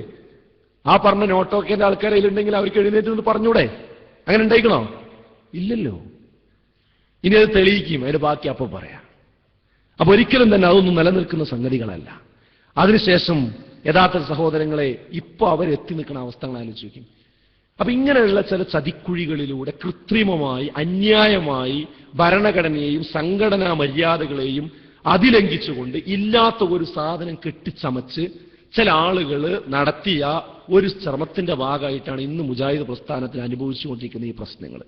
അതുകൊണ്ട് മുജാഹിദ് പ്രസ്ഥാനത്തിന് മുമ്പ് ഒരു നടപടി, ഒരു തീരുമാനമൊക്കെ എടുത്ത് ഞാൻ നേരത്തെ പറഞ്ഞില്ലേ, അത് നന്നായി മാന്യമായി നമുക്ക് വിശദീകരിക്കാൻ പറ്റിയില്ല. എന്തുകൊണ്ടാണ്? അത് അന്ന് വസ്തുതാപരമായിട്ടാണ് കാര്യങ്ങൾ ചെയ്തത്. ഇന്ന് അതല്ലാത്തത് കൊണ്ടാണ് അത് വിശദീകരിക്കാനുള്ള പ്രയാസമുണ്ടായത്. ഇന്ന് അവർ തളർന്നുകൊണ്ടിരിക്കുകയാണ്. ഈ കഴിഞ്ഞ 4-5 മാസത്തെ അവരുടെ പ്രവർത്തനങ്ങൾ എടുത്തു നോക്കി, സംഘടന ശുഷ്കമായിക്കൊണ്ടിരിക്കുകയാണ്. എന്താ കാരണം? ഇത് കൃത്രിമമായി പടച്ചുണ്ടാക്കിയത് കൊണ്ടാണ്. ഇപ്പോ ശത്രുക്കളൊക്കെ ആദർശ ശത്രു, ജമാഅത്തേരാകട്ടെ സുന്നികളാകട്ടെ വേറെ മടവൂരി, എല്ലാവരും പുകഴ്ത്തുന്നത് ആരെയാണ്? TP അബ്ദുള്ള കോയ മദനി അല്ലേ? ആ കുഴപ്പമില്ല, നല്ല അവസ്ഥയാണ്. സമ്മേളനം കഴിഞ്ഞിട്ട് പ്രബോധനത്തിൽ ലേഖനം വന്നു. എന്താ ലേഖനത്തിന്റെ അവസാന ഭാഗത്ത് പറഞ്ഞത്? പ്രബോധനത്തിന്റെ അവസാന ഭാഗത്ത് പറഞ്ഞത്, ഈ സമ്മേളനം വളരെ മാതൃകാപരമായിരിക്കുന്നു. സാധാരണ മുജാഹിദ് സമ്മേളനത്തിന്റെ സമാപന സംസാരങ്ങളിൽ മറ്റുള്ള സംഘടനകൾ കൂടുതൽ വിമർശിക്കാറുണ്ട്. ഈ സമ്മേളനത്തിൽ അങ്ങനെ ആരും വിമർശിച്ചിട്ടില്ല. അത് നല്ല ഒരു സൂചനയാണ് മാധ്യമ എഴുതിയില്ലേ. സമ്മേളനത്തിന്റെ പവലിയന്റെ സമയത്ത് കാണിച്ചില്ലേ? ആലോചിക്കുക. അപ്പൊ അവരുടെ ഇഷ്ടക്കാരായി മാറുന്നത് ആരാ? എങ്ങനെയാണ് നമ്മൾ ജമാഅത്തുകാരുടെ ഇഷ്ടക്കാരായി മാറിയത്? എങ്ങനെയാണ് കാന്തപുരം അബൂബക്കർ മുസ്ലിയാരുടെ സത്യധാരയുടെ ഇഷ്ടക്കാരായി മാറിയത്? ആദ്യം 10 കൊല്ലം മുമ്പ് അബ്ദുസലാം സുല്ലമിയാണ് സെൻസിങ്ങിന് അഭിമുഖം കൊടുത്തത് എങ്കിൽ ഇപ്പോഴിതാ TP അബ്ദുള്ള കോയം അതിന് സത്യധാരക്ക് അഭിമുഖം കൊടുത്തുകൊണ്ട് പറയുന്നു, ഞങ്ങൾ 4-5 കൊല്ലം മുമ്പ് തന്നെ ഞാൻ ഇവരോടാ പറയുന്നത്. അപ്പോൾ ശത്രുക്കളൊക്കെ ഇന്ന് അവരെ പുകഴ്ത്തിക്കൊണ്ടിരിക്കുന്ന അവസ്ഥ ഇന്ന് വന്നുകൊണ്ടിരിക്കുന്നു. മാത്രവുമല്ല, അവരുടെ ഭാഷ തന്നെ ഇന്ന് പരിക്കനായിക്കൊണ്ടിരിക്കുന്നു. എന്താ മുജാഹിദ് പ്രസ്ഥാനം അങ്ങനെ വ്യക്തികൾ ആക്രമിക്കാറില്ല? ഇപ്പൊ കടപ്പുറത്ത് അവരൊരു സമ്മേളനം നടത്തി. ആ സമ്മേളനത്തിൽ എന്തൊക്കെ ഭാഷകളാണ് അല്ലേ? ബഹുമാനായ CP സലീമിനെതിരിൽ അദ്ദേഹം കമ്പൗണ്ടറാണ്, ആരോഗ്യത്തിന്റെ കാര്യം നോക്കിയാൽ മതി. അദ്ദേഹം നേരത്തെയും കമ്പൗണ്ടറാണല്ലോ, നേരത്തെ ആരോഗ്യ വകുപ്പിൽ ജോലി ചെയ്യുന്ന ആളാ. അന്ന് സത്യധാര കാന്തപുരത്തിന്റെ അല്ല, EK വിഭാഗത്തിന്റെയാണ് തിരുത്തുക, EK വിഭാഗത്തിന്റെയാണ്. CP സലീമിനെ 2002 യുവാക്കളെ മുഴുവൻ കൈയടക്കിക്കൊണ്ട് മടവൂർ വിഭാഗം ഈ സംവിധാനം വളണ്ടിയർ കോർ സംവിധാനത്തിലൂടെ കൊണ്ടുപോയപ്പോൾ ഇതാ ഈ KNM-നെ ഇഷ്ടപ്പെടുന്നതിന്റെ ആദർശത്തെ പ്രചരിപ്പിക്കുന്ന യുവാക്കൾ ഇവിടെയുണ്ടെന്ന് തെളിയിക്കാൻ, അതിന് നേതൃത്വം കൊടുക്കാൻ അന്ന് ബഹുമാനനായ സയ്യിദ് മുഹമ്മദ് ഷാക്കിറിനെയും CP സലീമിനെയും വിളിച്ചു വരുത്തി അവരെ ആ ഉത്തരവാദിത്വം ഏൽപ്പിക്കുമ്പോൾ ബഹുമാനനായ CP സലീം ആരോഗ്യ വകുപ്പിലെ ഉദ്യോഗസ്ഥനാണ്. അന്നില്ലാത്ത ഒരു ഡിസ്ക്വാളിഫിക്കേഷൻ ഇന്നെങ്ങനെ ഉണ്ടായ? ഇന്നിപ്പോ അത് വലിയൊരു തകരാറായിട്ട് കടപ്പുറത്ത് ആൾക്കാരെ വിളിച്ചുകൂട്ടി പറയാം. ഈ അവസ്ഥയ്ക്ക് മുജാഹിദ് പ്രസ്ഥാനത്തിന് വരും. നിങ്ങളൊന്ന് ആലോചിച്ച് നോക്കി. ഹുസൈൻ സലഫിയുടെ പ്രസംഗം കേട്ടിട്ട് ഈ ഇരിക്കുന്ന ആളുകൾ തന്നെ എത്ര ആൾക്കാർ തൗഹീദിലേക്ക് വന്നാലും ഈ സദസ്സിലുണ്ടാവും. എന്റെ ശബ്ദം ദൂരെ നിന്ന് കേൾക്കുന്ന ആളുകളെ കൂട്ടത്തിലുണ്ടാവും, ഇല്ലേ? ആ ബഹുമാനനായ പണ്ഡിതൻ ഈ പ്രസ്ഥാനത്തിന്റെ ഗോതയിൽ എന്ന് പ്രസംഗിക്കുന്നുണ്ടോ അന്നെല്ലാം അദ്ദേഹത്തിന്റെ ഒരു ശൈലിയാണ് ഉണ്ടായിരുന്നത്, അല്ലേ? ആ ശൈലിയെ ഇപ്പോൾ കടപ്പുറത്ത് പരാമർശിച്ചത് എങ്ങനെയാ? പാട്ടുകാരൻ, ഒരു പാട്ടുകാരൻ ഇറങ്ങിക്കണം. എങ്ങനെ ഇപ്പൊ അത് പാട്ടുകാരനായത്? ഇതാണോ മുജാഹിദ് പ്രസ്ഥാനത്തിന്റെ രീതി എന്ന് പറയുന്നത്, പക്വതയുള്ള രീതി എന്ന് പറയുന്നത്? ഫൈസൽ മുസ്ലിയാരെ പറ്റി പറഞ്ഞത് നവപുരോഹിതൻ എന്നാണ്. ബഹുമാനനായ എന്റെ സുഹൃത്ത് അഡ്വക്കേറ്റ് ഹബീബ് റഹ്മാൻ മടവൂർ വിഭാഗവുമായി ഉണ്ടായ കേസിൽ രാപ്പകലില്ലാതെ അധ്വാനിച്ച ഒരു സുഹൃത്താണ്. അന്ന് അദ്ദേഹത്തെ പറ്റി